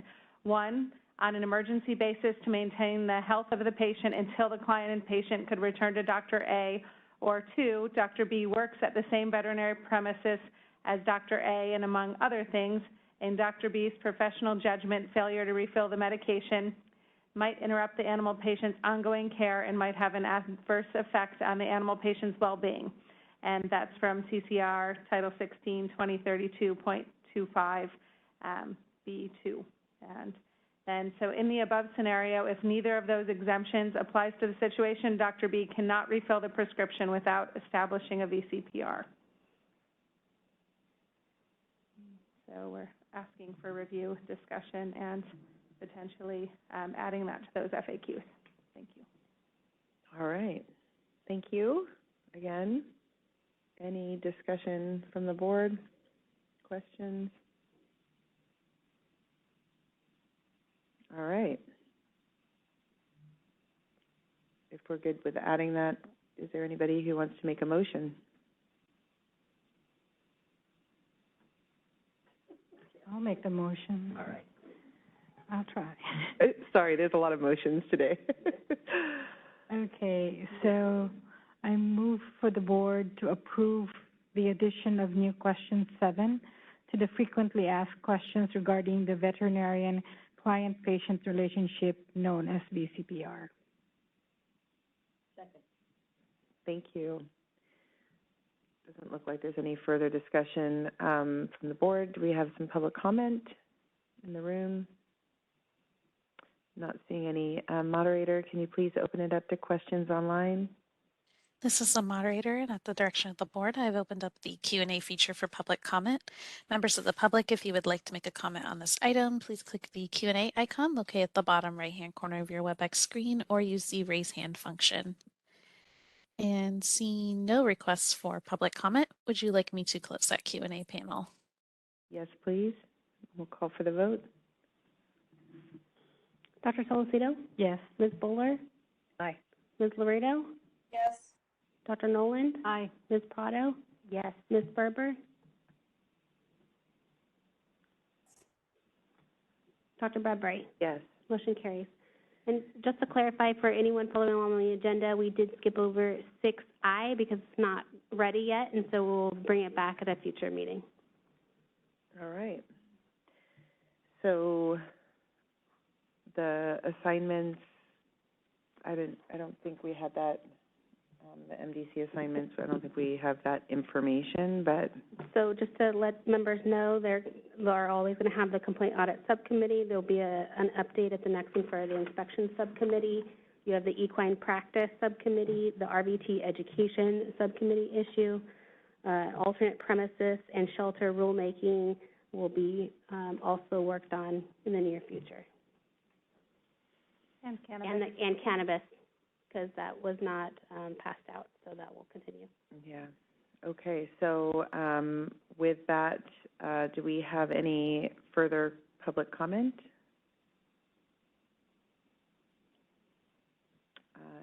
Moderator, can you open it up to the online public? This is the moderator, and at the direction of the board, I've opened up the Q&A feature for public comment. Members of the public, if you would like to make a comment on this item, please click the Q&A icon located at the bottom right-hand corner of your WebEx screen or use the raise hand function. I'll go ahead and pause a moment to allow the public time to access these features and submit their requests. And seeing none, would you like me to close that Q&A panel? Yes, thank you very much. I just wanted to thank Leah. This was your very first chairing of the MDC and the most packed agenda for the MDC I've ever seen. And this is also the longest update from the MDC. So I just really want to thank you. Hell of a first meeting to chair, so thanks. Thank you all, and of course, all the help from all of you. Yes, appreciate it. Yeah, thank you very, very much. Okay, so I think the plan is we're going to take a quick 10-minute, like 4:15 coming back, or 4:15 coming back. We're going to do the interviews. Thank you so much, candidates, for waiting through all of this. You may want to withdraw your application now that you know what you're up against.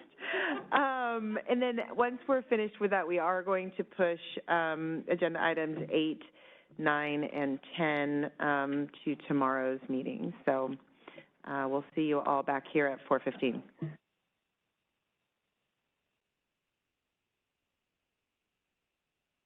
It's 4:15. We've had some very patient people. If this is palatable to us. Yeah, no. People have been really patient. Okay.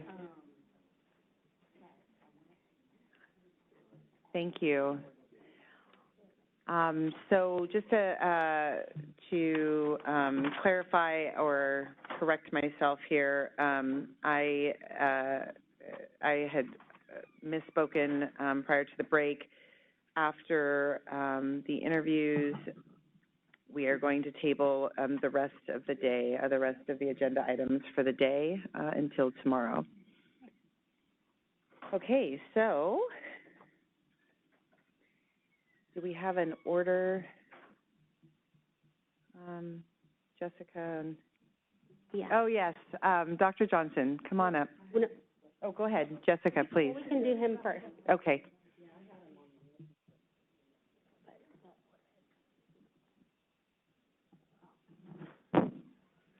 So I'm going to take Dr. Bradbury's advice. It was a perfect segue. I am going to withdraw my application.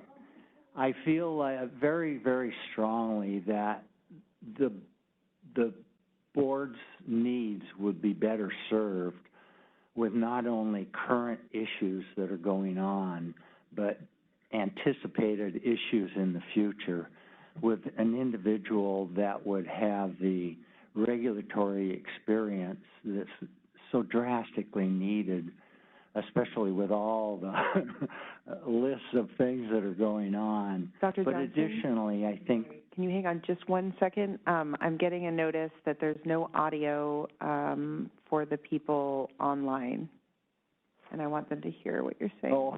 I apologize. Bradbury's Jennifer, and I can hear him just fine. Okay. All right. Well, that was just from one of the audience members. Okay. Well, then. Well, I'll just continue yes, then. Yes, please. I'm so sorry. But I think also that we really do need some equine experience. I think that the board has been, for many, many years, so underserved without having that population have somebody to help serve them, because there are just numerous issues, as we're all seeing, coming up. And so I think the board's needs would be much better served with another individual. I have plenty going on in my own life. I just opened a new veterinary hospital with my wife, who's a surgeon. And so we're running hard on that. And additionally, I started, hopefully, to help reduce some of the needs for RVTs. We opened a new RVT school also. And so I'll be active in that. And you aren't getting rid of me. I can't tell you how much I enjoy this. I was going to say, I think we're all a little weird, but I'll just say different. So thank you all very much for your time and reviewing the resumes and what you're doing. I just can't tell you how great it is. Oh, thank you so much, and thanks for coming yesterday, too. Oh, I'll be back. Okay. And I'll be sending an application for subject matter expert here shortly. Not joking. It'll happen. Thank you. Okay.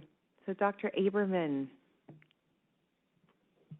thank you again for coming and waiting and waiting. Okay, I got up at 4:30 this morning. All right. Ready to go. Long days, part of being a veterinarian. So thank you board members for having me. Great. So maybe we'll have you tell us a little, we have your information, but if you want to give us a little preamble, then we have some questions for you. So I've been a veterinarian for over 20 years, exclusively in California. There are 4 veterinarians in my family. I'm the daughter of one. And I have worked in multiple capacities as a veterinarian. I've worked in small private hospitals, large private hospitals. I've worked for large corporations. In addition, in that capacity, I was lead doctor for a mid-sized practice for 12 years. During that time, I became ABVP boarded, and that afforded me to become an area medical director. So I had 60 practices at that time, and it was really about implementing best practices, going in and helping train the teams. It was really a great opportunity to really see different practices from an outside view, though I really, really missed being kind of boots on the ground, cutting and seeing patients and so forth. So I went back to private practice for several years, and then also did relief work because I did like that kind of multi-hospital experience. I now work at a small group of hospitals. I was the area medical director. It was very much not going in and seeing somebody for 10 minutes and leaving, but very much coaching side by side the doctors and the teams, especially on anesthesia, but just in general practice, record keeping and so forth. I got promoted relatively recently to director of medical quality. So I'm kind of got my hands in 2 cookie jars. So I'm still in the hospitals, coaching side by side, helping a new doctor find a uterus on a big, huge dog. And then the next day I might be doing a SOP for the hospitals at large. So I've kind of got both the best of both worlds, I think. And I get to use very much my medical brain and my ABVP. And then I also get to use my side-by-side mentorship coaching. Great, thank you very much. I think we'll just go from you, the number 1, and then seems. Can you turn your microphone? Turn on your microphone. I knew that was coming. Okay, thank you. All right. So the first question, what do you know about the MDC and its relation to the Veterinary Medical Board? So first of all, let me back up. When the email came out in December that there was a vacancy, it was kind of like kismet. I'm like, finally, I'm in a position where I'm not working 60, 70 hours a week in the clinics and coming home like a wet noodle. So I had the opportunity, since I submitted my application and became accepted to be granted an interview. I have watched almost in the entirety the last year's board meetings. I understand there's a symbiotic relationship and a consultative relationship. And I very much appreciate when there is a point of contention that people are very thoughtful and bring in the right stakeholders and want to push whatever legislation forward, but do it in a very thoughtful way, not just for the veterinary community, but also for the consumer. I think we're all here for that. Great, thank you. You're welcome. I laughed after that first question. It's like, you know a lot about the MDC after sitting through today. Oh, yeah.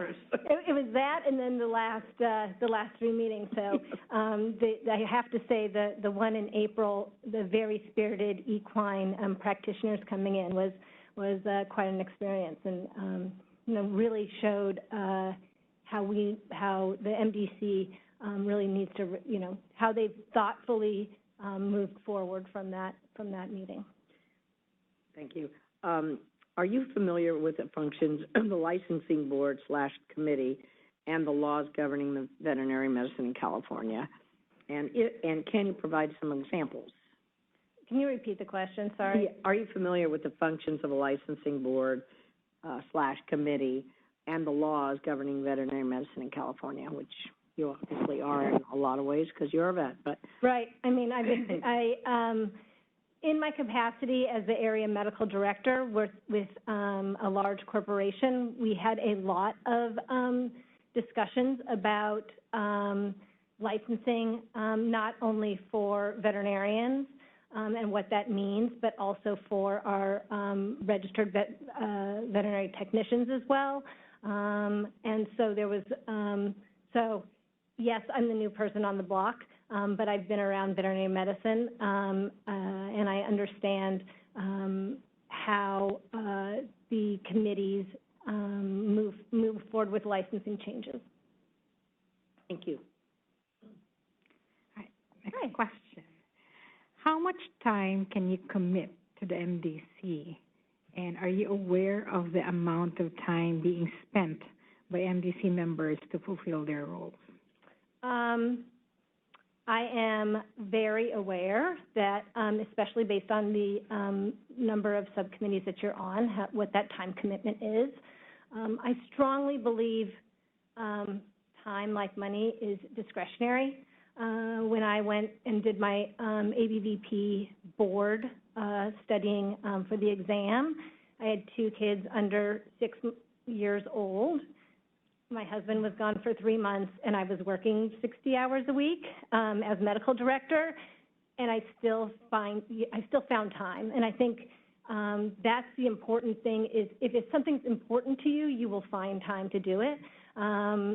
Luckily, and this is why I applied when I did, I have the ability to kind of make my own schedule.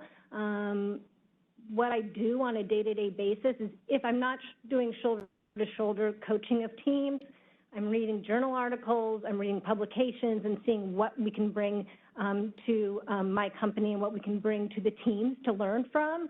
So I've got a lot of time, and I make my own schedule, so that's not an issue, and that's one of the reasons I applied when I did.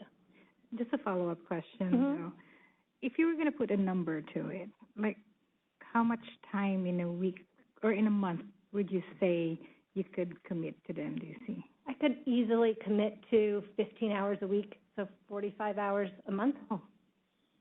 All right. Again, it's discretion, when something's important and you have a passion for it, I know that there's a lot of passion about telemedicine, and I'm very passionate about that as well. And so when you are involved in something and there's going to be broader strokes to it and you're passionate about it, you make time for it. Thank you. You're welcome. I like the way you put that. That was earlier where it's discretionary. So my question is kind of similar to all of the others. What makes you qualified to sit on the Multidisciplinary Advisory Committee of the VMB?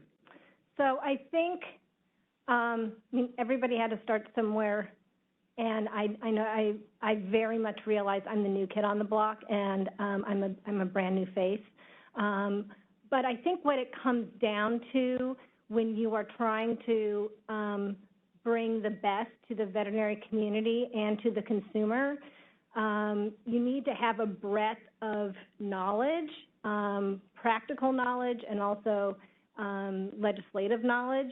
In addition, you need to be able to find out what the problem is, identify the problem, and then figure out not just the legislation behind it and the words behind it, but also how do you implement that to your consumer or your internal customer. I think Dr. Salcido said that this is all great, but you know, the general practitioner might not know all these numbers and where to find this information. And how do we do that in an effective way? And maybe it's not look up this code, and maybe it's a webinar about what happened at this meeting. And these are the key points for a small animal practitioner, and these are the key points for general practitioners, and this is a key point for the equine practitioners. And so making sure that people understand, I think the implementation, it's amazing when you're pushing stuff forward and having standard operating procedures, but really being smart about how people are receiving that information and that they understand that information. Thank you. You're welcome. Ms. Prado?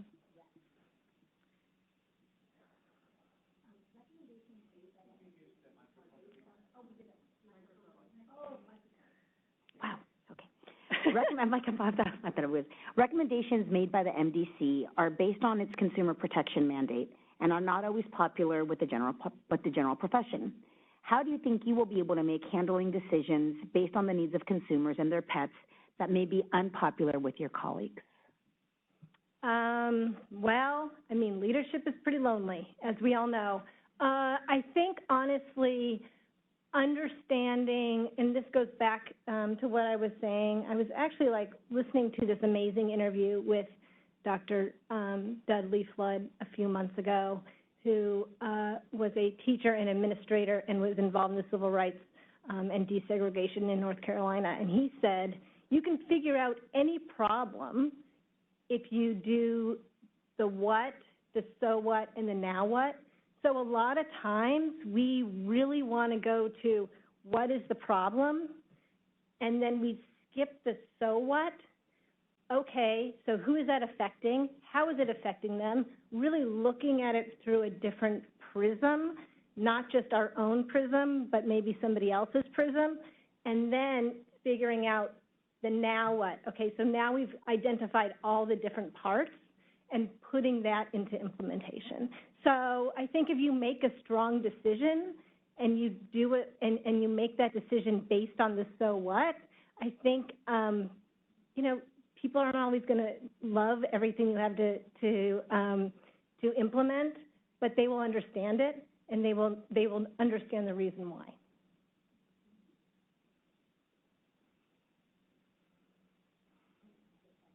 I think Jennifer? Okay. As a veterinarian, we assume that you're familiar with current trends in veterinary medicine, but which issues have affected you directly? Current trends, or what I'm seeing, like what I'm most passionate about, or what I see on a day-to-day basis? The ones you're most passionate about that have affected you directly. Okay. So I'm very, very passionate about RVTs. I don't think that we do as good a job counseling the consumer how important and how educated they are. I would much rather have my technician either put a catheter in or even explain diabetes than some of my new graduates, just because they are so knowledgeable and they really understand some of these communication misses. And we do not do a good job of elevating them to really what they are. And I don't want to be too political, but they really are the equivalent to the nurses on the human side. And we don't necessarily compensate them that way. We don't necessarily, in some practices, treat them that way. So I think that is something I'm very passionate about. We all have been in that point where the technician saved you. They noticed a mass, or they noticed something, or they had a side conversation with the client, and we've all been there where, wow, it is such an asset to have those second set of eyes. And I just don't think that we as a veterinary profession really elevate them to what they should be. So that's one thing I'm passionate about. Access to care is another. And there's the resources. There's lack of resources maybe on the client side, but there's also a dearth of actual resources, veterinarians, RVTs, and so forth. And what are we doing? And of course, not to mention the attrition. You have an RVT, maybe their life expectancy is 10 years if you're lucky. And I have had doctors that have come up to me after 2 years and say, I'm getting out of practice. That's depressing and sad to me. And so what I would like to see us moving forward as at being at the forefront is how are we addressing that smartly? How are we using technology to help us?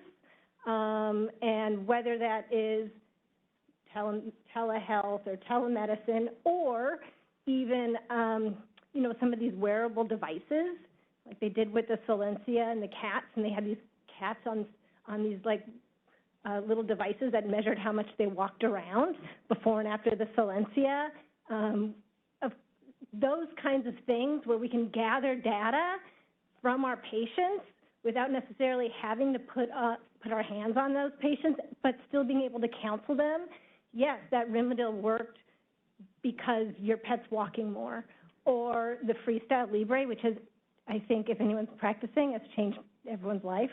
So we're not wrangling those spicy kitties in the clinics trying to get their blood glucose.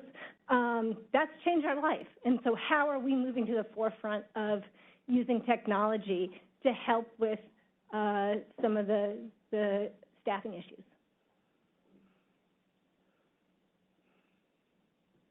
Ms. Berber?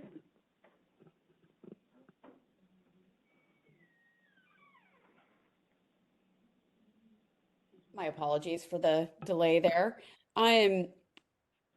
Do you have any particular issues that you would like to see the MDC address at this time? I mean, I think the last question I did, I would love to see the RVTs being elevated. I would also love to see how are we moving the continuity of care for patients. There's oftentimes a gap between what the owner hears, what the specialist hears, and what the GP is doing. And so how are we closing those gaps in a meaningful way? I think that I would love to have that addressed. Also, as we know, burnout is real on the ground. And some of that has to do with unskilled or unqualified folks coming into the clinics, and how are we ensuring that we are, and I think the answer to that, of course, is how are we increasing the number of skilled support staff in our clinics? Thank you so much.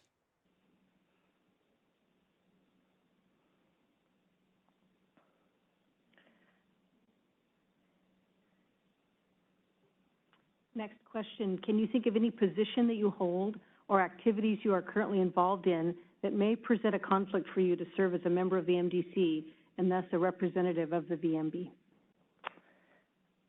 I do not have any conflicts that I can think of. I mean, my day-to-day, as I've described, is pretty, SOPs and implementation and reading journal articles. So I don't think that provides any conflict of interest. So I cannot think of anything. I mean, I do race CE for veterinarians. I do that regularly through the SCVMA, but I don't believe that's a conflict of interest either. Great, thank you. Excuse me. What role do you hope to play as a member of the MDC right now?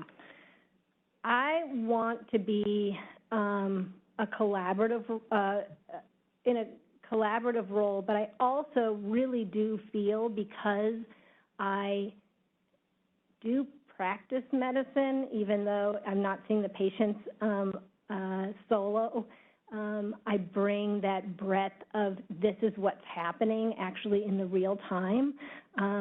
My father, he's been retired for a little bit of time now, and he really doesn't understand what's going on actually in boots on the ground, and I think I can bring that, as well as the skill set that I've honed, being a director and being able to get the stakeholders and kind of build those relationships, but also be a voice for what's actually happening in real time. And yeah, you might not be able to figure out how to fill out that compounding log, and so how do we help them figure that out, and being a voice for them.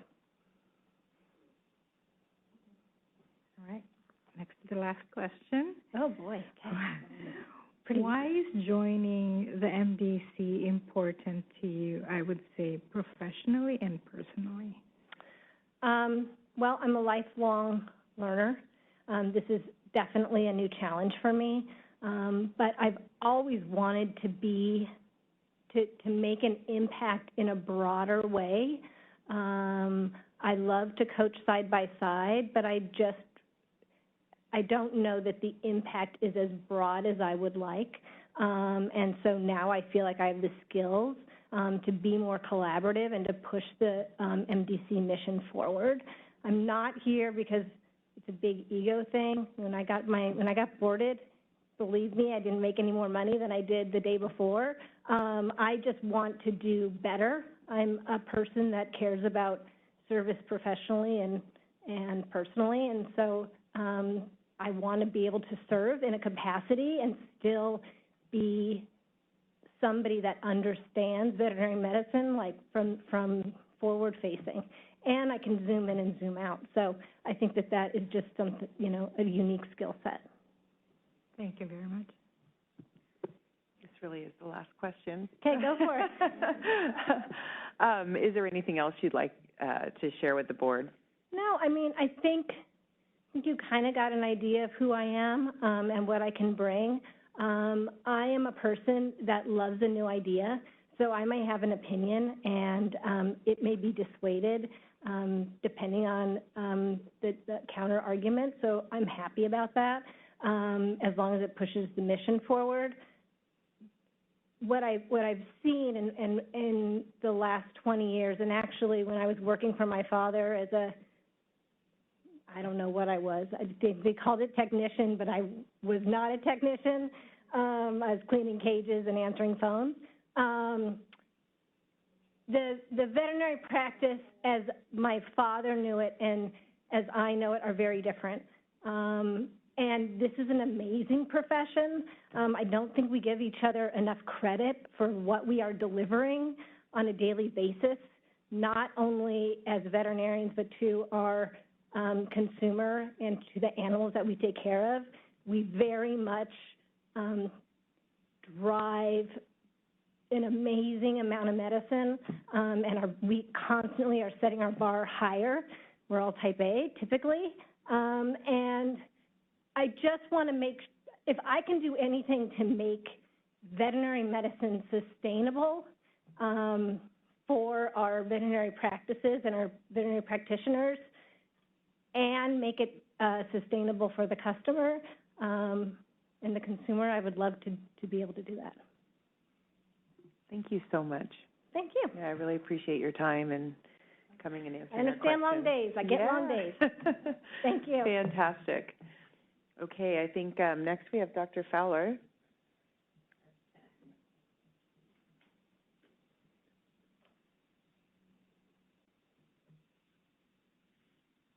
Hello again, Dr. Fowler. Good afternoon. Thank you for allowing me to interview for the position. You're welcome. I think if you'd like to just, I'm sorry, I'm give the at a loss for words. brief overview. Please. I I graduated, the class of 77, Davis veterinary class of 77 is well represented here today, by the way. Did you get that, Rich? Yeah. Graduated in 77. I went through a large animal equine tract. From there, I went down to the Central Coast, which is where I grew up, and I practiced in a large animal equine practice for 27 years. When I started in that practice, we were about 75% equine and 25% large animal. By the time I sold that practice in 2004, we were 100% equine and had grown to about 7 veterinarians, and it was a surgical referral clinic. And veterinary clinics are not always easy to sell, and I did have the opportunity, and I also saw the opportunity to expand my horizons within veterinary medicine and took a position in emergency programs with the California Department of Food and Ag. After a year and a half, I was promoted to Animal Health Branch Chief and remained in that position for the next 15 years. And I think, hearing what the previous questions were, I'll probably stop right there because... That sounds good. Yeah, more extensive information is going to be forthcoming. Okay. I think the next person is Ms. Prado to start with the questions.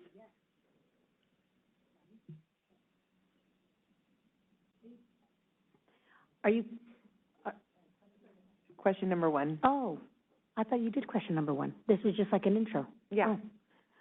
Oh. Okay. What do you know about the MDC and its relation to the Veterinary Medical Board? The multidisciplinary committee is an advisory committee to the Veterinary Medical Board. I'm very familiar and have been involved with advisory committees. I was chair of the Equine Advisory Committee, who reported directly to the Secretary of Ag in California. I was also had leadership roles in the Cattle Health Advisory Committee, so I'm very familiar with advisory committees, and actually also was involved in an advisory committee with the California Animal Health and Food Safety Services Laboratory for about 15 years. So certainly familiar with that aspect of it.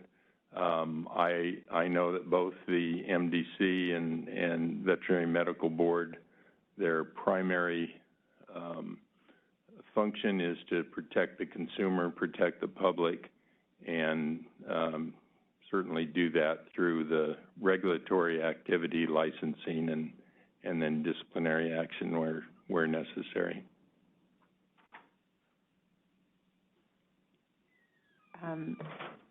Yes, Jennifer?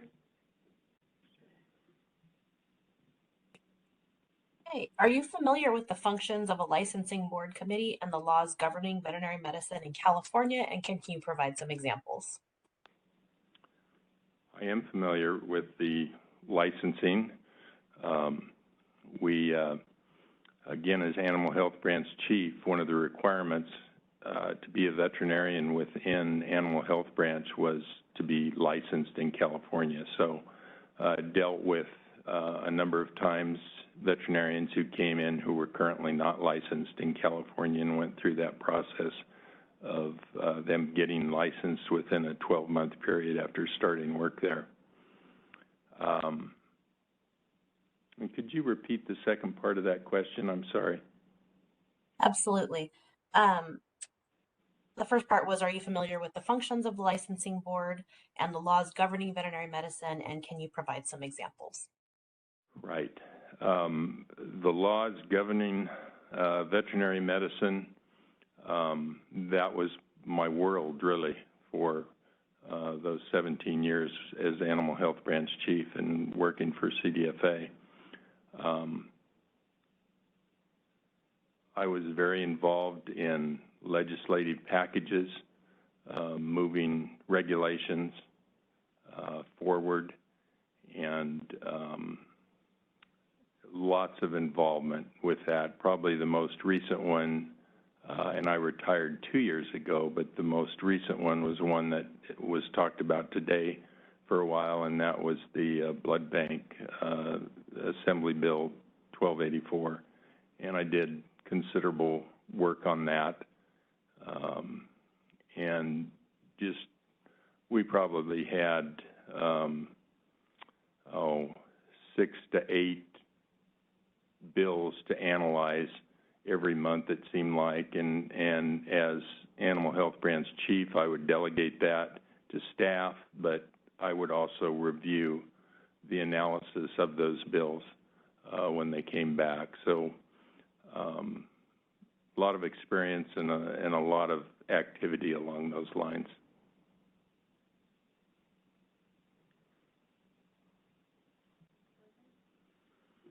Ms. Berber?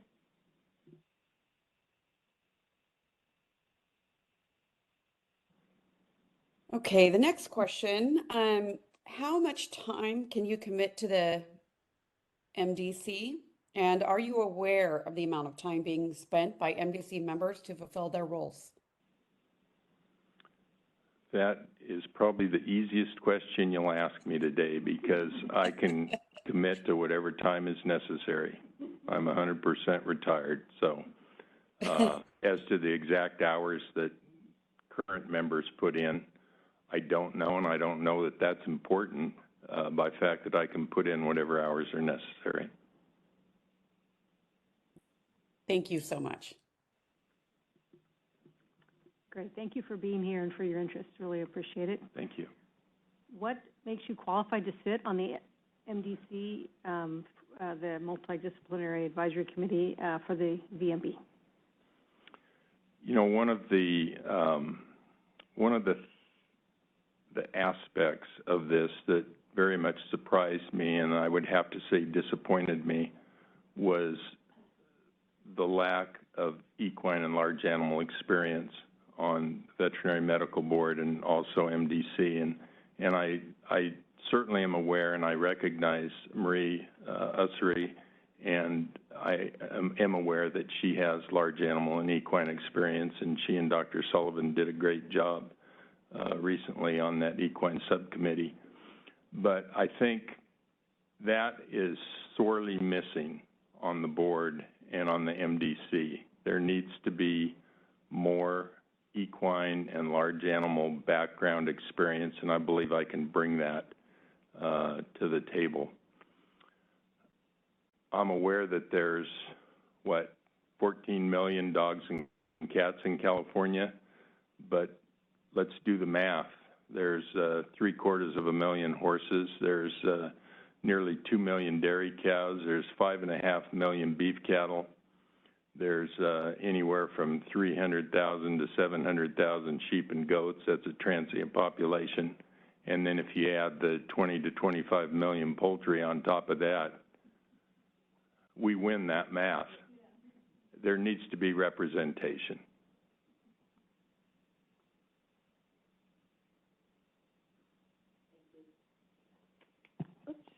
And welcome again. Thank you very much.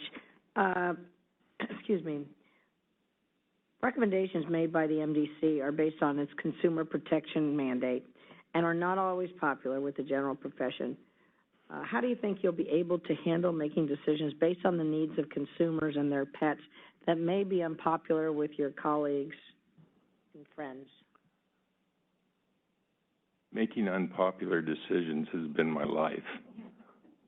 And as a practitioner, there are tough decisions that we all have made every day, and they're not always popular, and you deal with them with appropriate communication. I think communication is the key there. In the regulatory arena, where again I was for 17 years, there was a lot of unpopular decisions that we had to make, whether it was quarantining animals during a foreign animal disease outbreak. I had a staff of anywhere from 23 to 28 veterinarians and a total staff of around 100. And with that kind of a staff, there was a lot of disciplinary issues that would sometimes come up. There were decisions made where to move people, oftentimes unpopular decisions. Again, the solution to those unpopular decisions is good communication. When you are in leadership roles, and I have been fortunate to be in many, many leadership roles through my career, whether it was on a K through 8 school board for 10 years before I left the Central Coast, whether it was dealing with a $14 million budget and another $4 million in federal cooperative agreement funds. Decisions are made with that kind of a budget that are not always popular. Cuts are made in lean times, and again, communication is the key there. So making an unpopular decision does not faze me. It's it may be unpopular with some people, but most often it's a popular decision with the majority of people that you're leading or dealing with. That's just life. Thank you very much.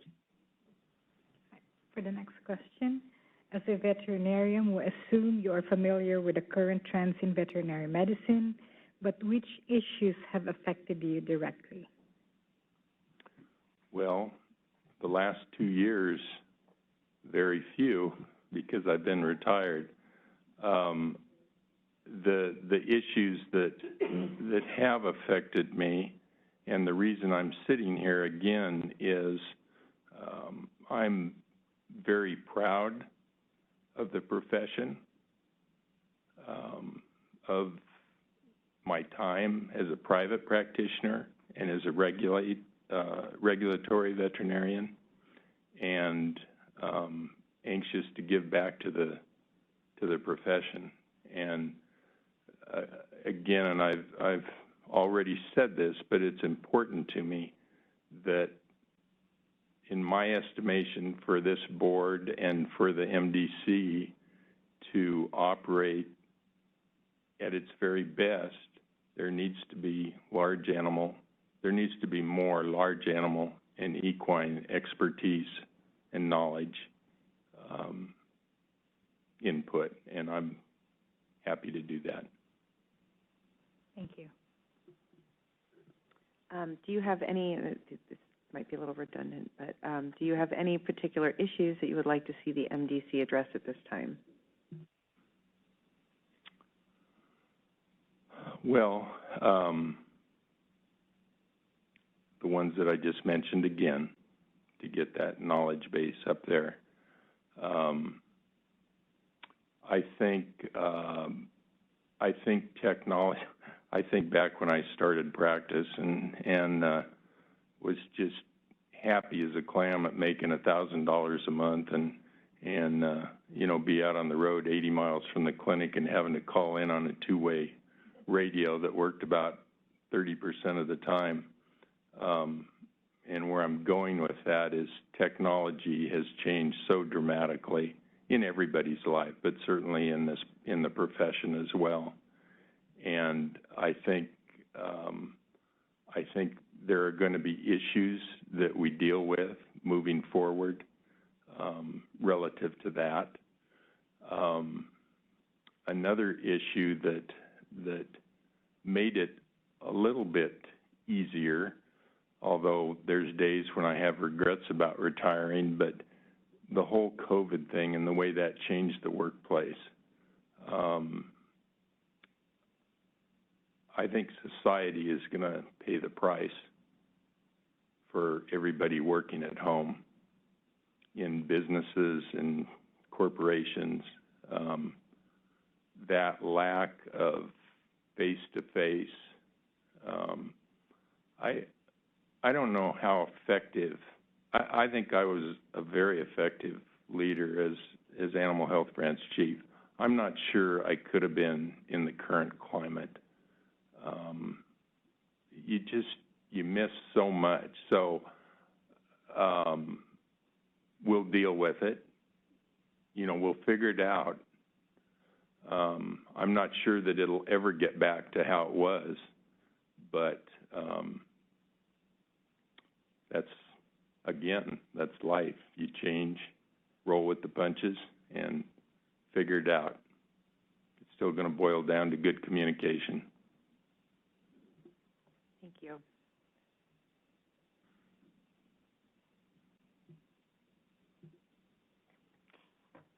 Can you think of any position that you hold or activities you're currently involved in that may present a conflict for you to serve as a member of the MDC and thus a representative of the VMB?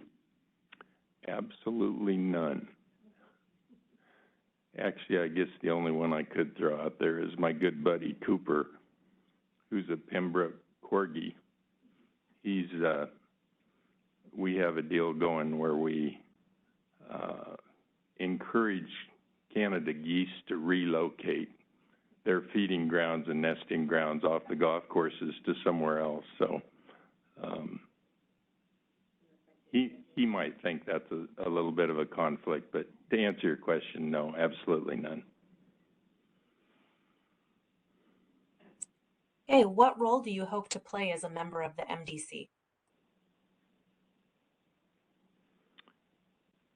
Well, I'm going to go back to what I've answered already, but I think my greatest role can be my history of regulatory legislative activity and the experience I've had down that road. And then again, to throw in my expertise on large animal and equine issues.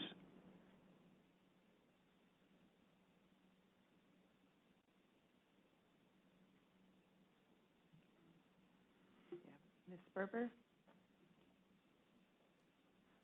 Thank you so much. You've actually, answered a part of this next question, but why is joining the MDC important to you?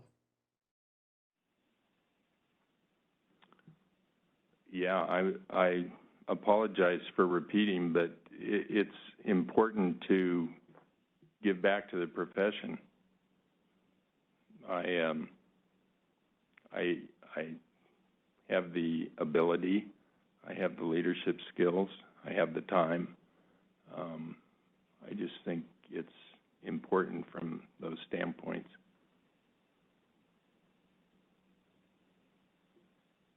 Okay. I have the last question. Is there anything else you would like to share with the board? There is, and I debated about this, but I think it's important that you're aware, and you may already be aware, that last discussion about the expert witness and the requirements for an expert witness kind of lit my fire again. You are probably all aware that I applied for the vacant position on the Vet Med board and was told in very uncertain terms that I probably didn't qualify. And and I'm certainly not trying to shoot myself in the foot here. I'm genuinely interested in the MDC, but I think it's odd, and bear with me for just a minute. I think it's odd that I'm qualified to be on the MDC and not the Veterinary Medical Board. And the reason I was given, perhaps, there was never anything definite, was the way the membership qualifications in 4801 reads. It talks about bona fide resident of the state for a period of 5 years immediately preceding his or her appointment, and shall have been a licensed veterinarian under this chapter and actually engaged in the practice of veterinary medicine in this state during that period. Well, I was engaged in the practice of veterinary medicine, not for that entire 5-year period, but that's not the way it's stated. If that was the intent, somebody failed at wordsmithing that.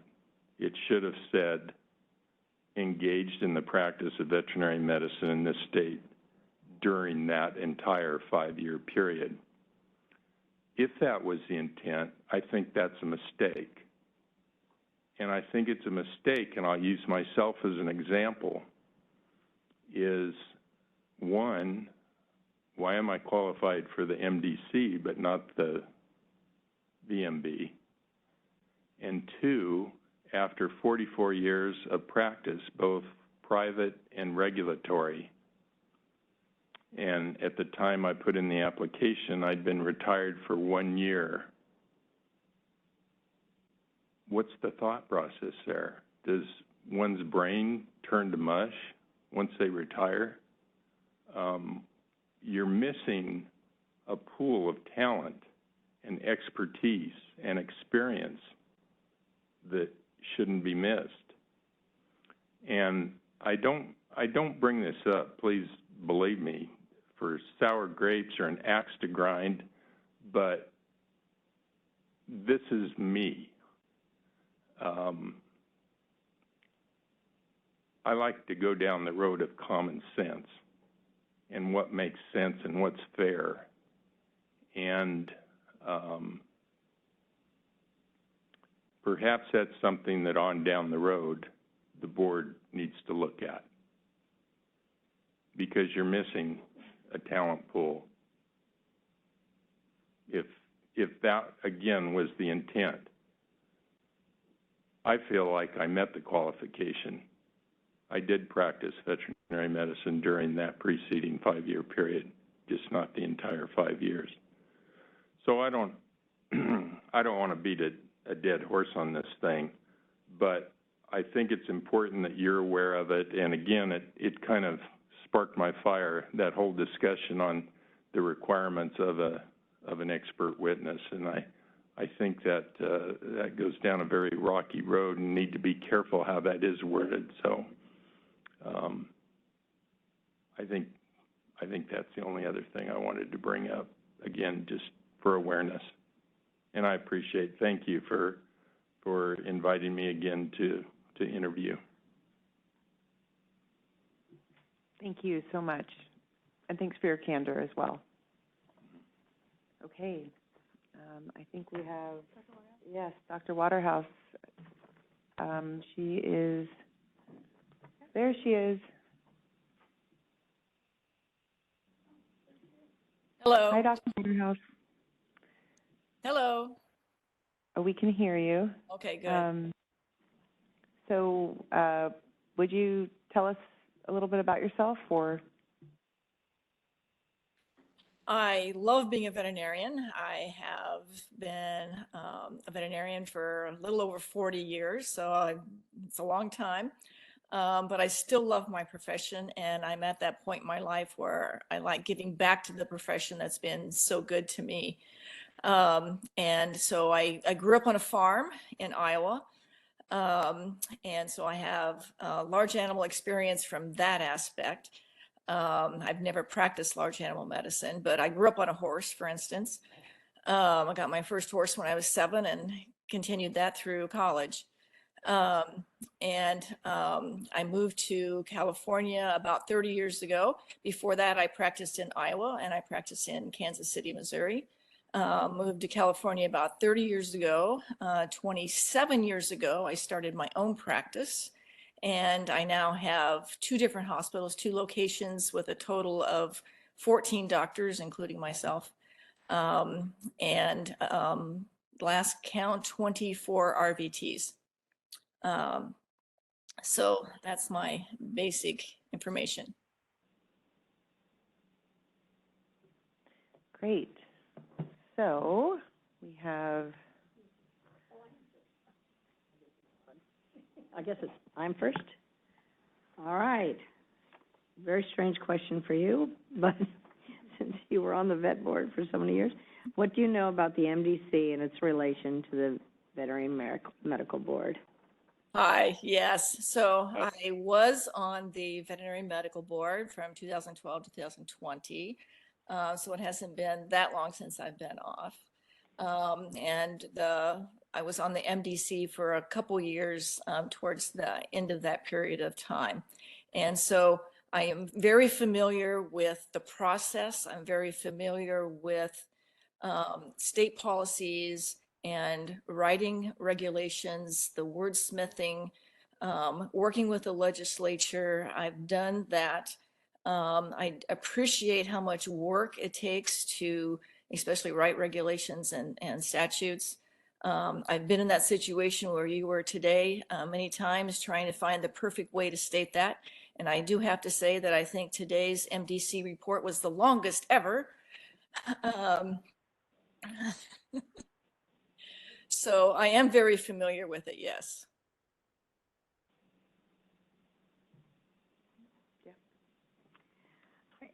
Hi, Doc. So are you familiar with the functions of a, I guess this is redundant, because you served on the board. Are you familiar with the functions of a licensing board committee and the laws governing veterinary medicine in California, and can you provide some examples? Yes, I am very familiar. I served on the Vet Med board for 8 years and the MDC for at least 2 years of that. I was the liaison from the board to the MDC, just like Jennifer is now. And so, yes, I functioned in, again, helping to write regulations, the wordsmithing. There was a period of time when our previous executive director had left. I was president of the board. Our previous executive director had left, and there was a period of time before we could hire our new one.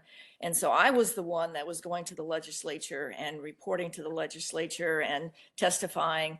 And so, yes, I'm familiar with the many different aspects.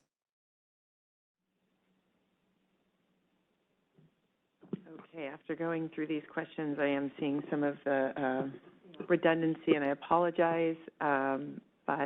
Anyway, so Dr. Waterhouse, how much time can you commit to the MDC, and are you aware of the amount of time being spent by the MDC members to fulfill their roles?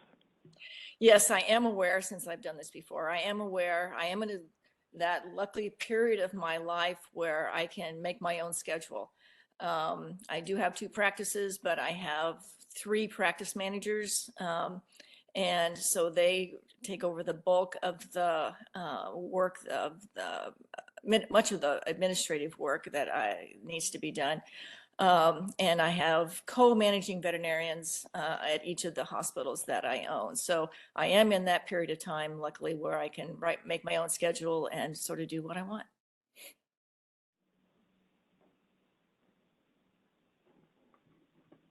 Ms. Prado? It's number 4. What makes you qualified to sit on the multidisciplinary advisory committee of the VMB? I have my 40-plus years of being a veterinarian. I am a practice owner. I am still practicing medicine. I don't do it as much as I used to, but I still do practice medicine. I have 13 associates that report to me. I have 24 RVTs. Again, 2 locations of hospitals. I've practiced, I've been on the veterinary medical board, and I've been on the MDC. And so I guess that's my qualifications. Was there some other part of that? No. Jennifer? Hi, Dr. Waterhouse. I have a good one for you. Okay, good. So recommendations made by the MDC are based on its consumer protection mandate and are not always popular with the general profession. So how do you think you would be able to handle making decisions based on the needs of consumers and their pets that may be unpopular with your colleagues? Certainly, we were in this situation in the past when at the time that I was on the board. And what I always tried to do was go back to, okay, well, what is best for the animal? What is best for the consumer as well? But especially if the first question is, what is best for the animal? And then everything flows from that. And so in trying to explain this to colleagues, it's all communication and how it's brought across. So it's important to explain to colleagues the reasoning, this was the process and how we got to this conclusion. And it's not everything is popular, but, we still do pretty well here in California.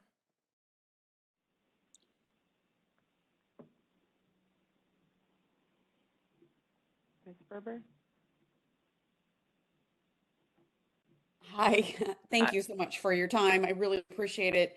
I think, again, I believe you've answered this question, but as a veterinarian, we assume you are familiar with current trends in veterinary medicine, but which issues have affected you directly? Well, starting 3 years ago, it was COVID. And how do we take care of our patients? How do we keep our staff safe?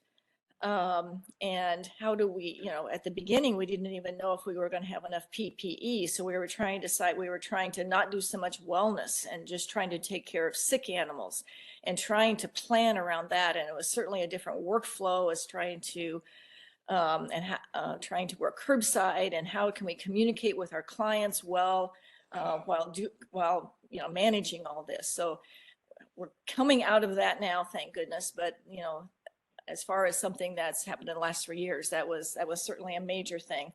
I'm glad to see the RVT issues are being discussed more. Again, I have 24 RVTs and I use them till their full extent. They're very knowledgeable, they're very good. And I'm glad to see these RVT issues, being discussed. I know at the AVMA level, they just discussed mid-level practitioners, and I would like for California to discuss that. They have kind of shot it down at the national level, but I think that, California is such a leader. I think that we should be discussing this at the state level. Veterinary burnout, it's real. That's more of an HR issue maybe than a VMB issue. But it's certainly, veterinarians leaving the profession affects access. So in that regards, I think it's important. Whenever I was, discussing these issues, again, I kind of came down to, as far as issues that were before the profession, I always tried to look at what's best for the animal. What is the best medicine? What's best for the animal? And then again, everything flows from that.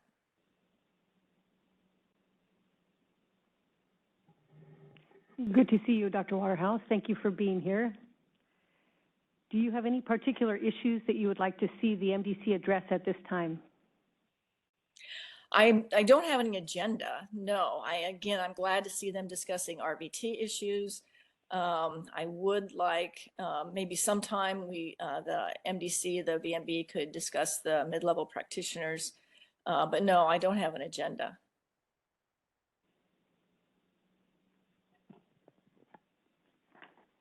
Excuse me. Can you think of any position that you hold or activities you're currently involved in that may present a conflict of interest for you to serve as a member of the MDC and thus a representative of the VMB? No, I don't have any conflicts. What role do you hope to play as a member of the MDC? When I was first appointed to the Veterinary Medical Board, and I thoroughly enjoyed that. This profession has been really good to me. Again, I love being a veterinarian, and this was a way for me to give back to my profession. But I soon became aware when I was on the VMB that the nitty-gritty, the real debate, the real discussion goes on at the MDC. And that was also my experience when I was appointed to the MDC. And so I enjoy being a part of that debate. That's how public policy is made, is through debate, and bringing everybody's, different perspectives and experiences to that debate. So anyway, that's the role that I would hope.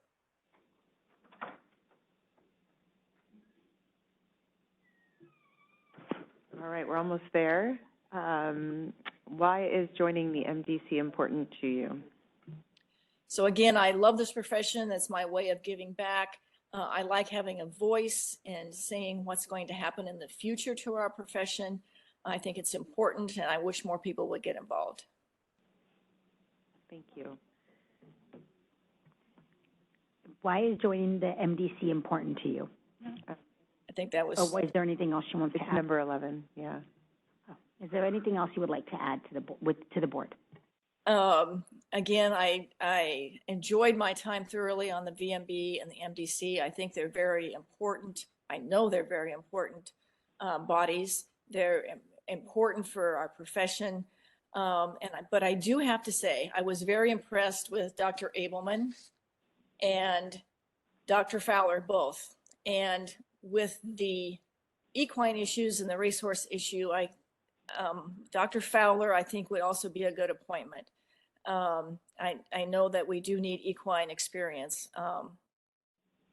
in there at the VMB to MDC level.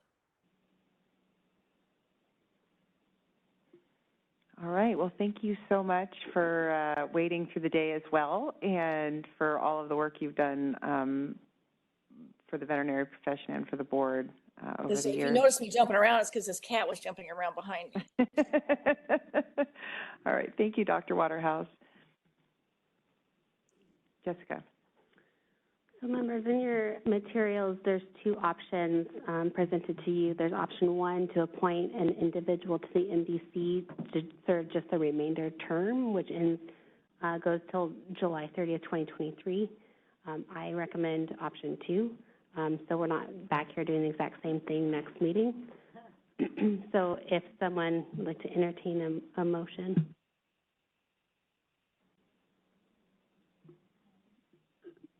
I'll make a motion to move to appoint, we're going to put who we're appointing right now. Okay, I will move to appoint Dr. Fowler to the MDC to serve the remaining veterinary member term until June 30th, 2023, and serve the full veterinarian member term from July 1st, 2023 through June 30th, 2026. I would like to second that motion. Okay, do we have discussion from the board? I would, thank you very much. I just want to say how amazing everyone, Dr. Waterhouse, Vanessa, Dr. Fowler, we are so lucky, especially this time, to have so many amazingly qualified people apply and want to be in, knowing how much work it is, which you all know totally too well. So I just want to say I agree with the nomination for a number of reasons: CVFA, the regulatory issues, the equine issues. It brings a little bit different experience to the MDC, but I wish we could have three more vets on the MDC right now. As you can see, there's no shortage of work. But anyway, that's just what I wanted to say. Dr. Nolan? Ditto. I am just really impressed and humbled by the eagerness of everyone to jump in and help serve, and it's very encouraging and inspirational. I also think that with Dr. Fowler's experience with regulatory processes, that he could help, navigate through a lot of the challenges that the MDC, encounter when they're faced with the tasks. So I think his experience in that aspect is going to be highly valuable. I see that Ms. Berber has her hand up. I do. I also want to just acknowledge all three candidates. They were all excellent. This decision is not easy because really everyone has a skill set that could be beneficial to all of us. So I'm very happy to see all of them today. Thank you. Yeah, I wanted to thank Dr. Aberman for coming out and throwing your hat in the ring here. It must have been a little daunting, and I really hope that you continue to participate, and because you can still be a part of it. And we would love if you would apply to be a subject matter expert. And there will be, of course, more appointments in the future, and we really encourage you to come back. I know Dr. Fowler has done this once before as well. And I agree with all of your comments. I felt like Dr. Fowler, your expertise and your experience really brings something that is, I feel, lacking in our group. Not that we don't try to have as much inclusion, but we really appreciate having this chance to bring your experience and expertise to the table. And Dr. Waterhouse, it breaks my heart to not be, appointing you and welcoming you back. I think you would add a ton as well. It just, I think at the time, the time and place, this is the way. I think Dr. Fowler is the best person for the job in this situation. So thank you all very much for coming and for applying. Obviously, we will have to take a vote, but I think we have to also take public comment.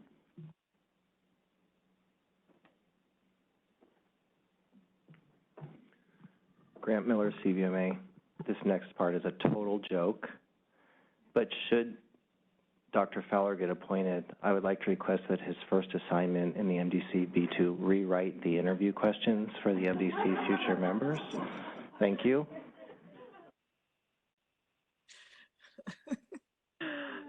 You think when we were looking at them, they seem like they're great, and then, yeah. You're like, oh, okay, but it's too late because it's there. Okay, any comments from the public online? Or Jessica, did you have something? Is your hand up, Jessica? No. Oh, that's okay. Moderator, can you open it up to public comment online, please? This is the moderator, and at the direction of the board, I've opened up the Q&A feature for public comment. Members of the public, if you would like to make a comment on this item, please click the Q&A icon located at the bottom right-hand corner of your WebEx screen, or use the raise hand function. And it appears there are no requests for public comment. Would you like me to close that Q&A panel? Sure. I wonder if anybody's out there anymore. Great. Can we call for the vote, please? Dr. Salcedo? Yes. Ms. Bowler? Aye. Ms. Laredo? Yes. Dr. Noland? Aye. Ms. Prado? Yes. Ms. Berber? Yes. Dr. Bradbury? Yes. Motion carries. Congratulations. Congratulations. Thank you. Okay, I think, I know your condolences, yes. I think we're going to be adjourning, I'm like, what is the word? Adjourning the meeting, recess until tomorrow at 9 a.m. Thank you, everyone.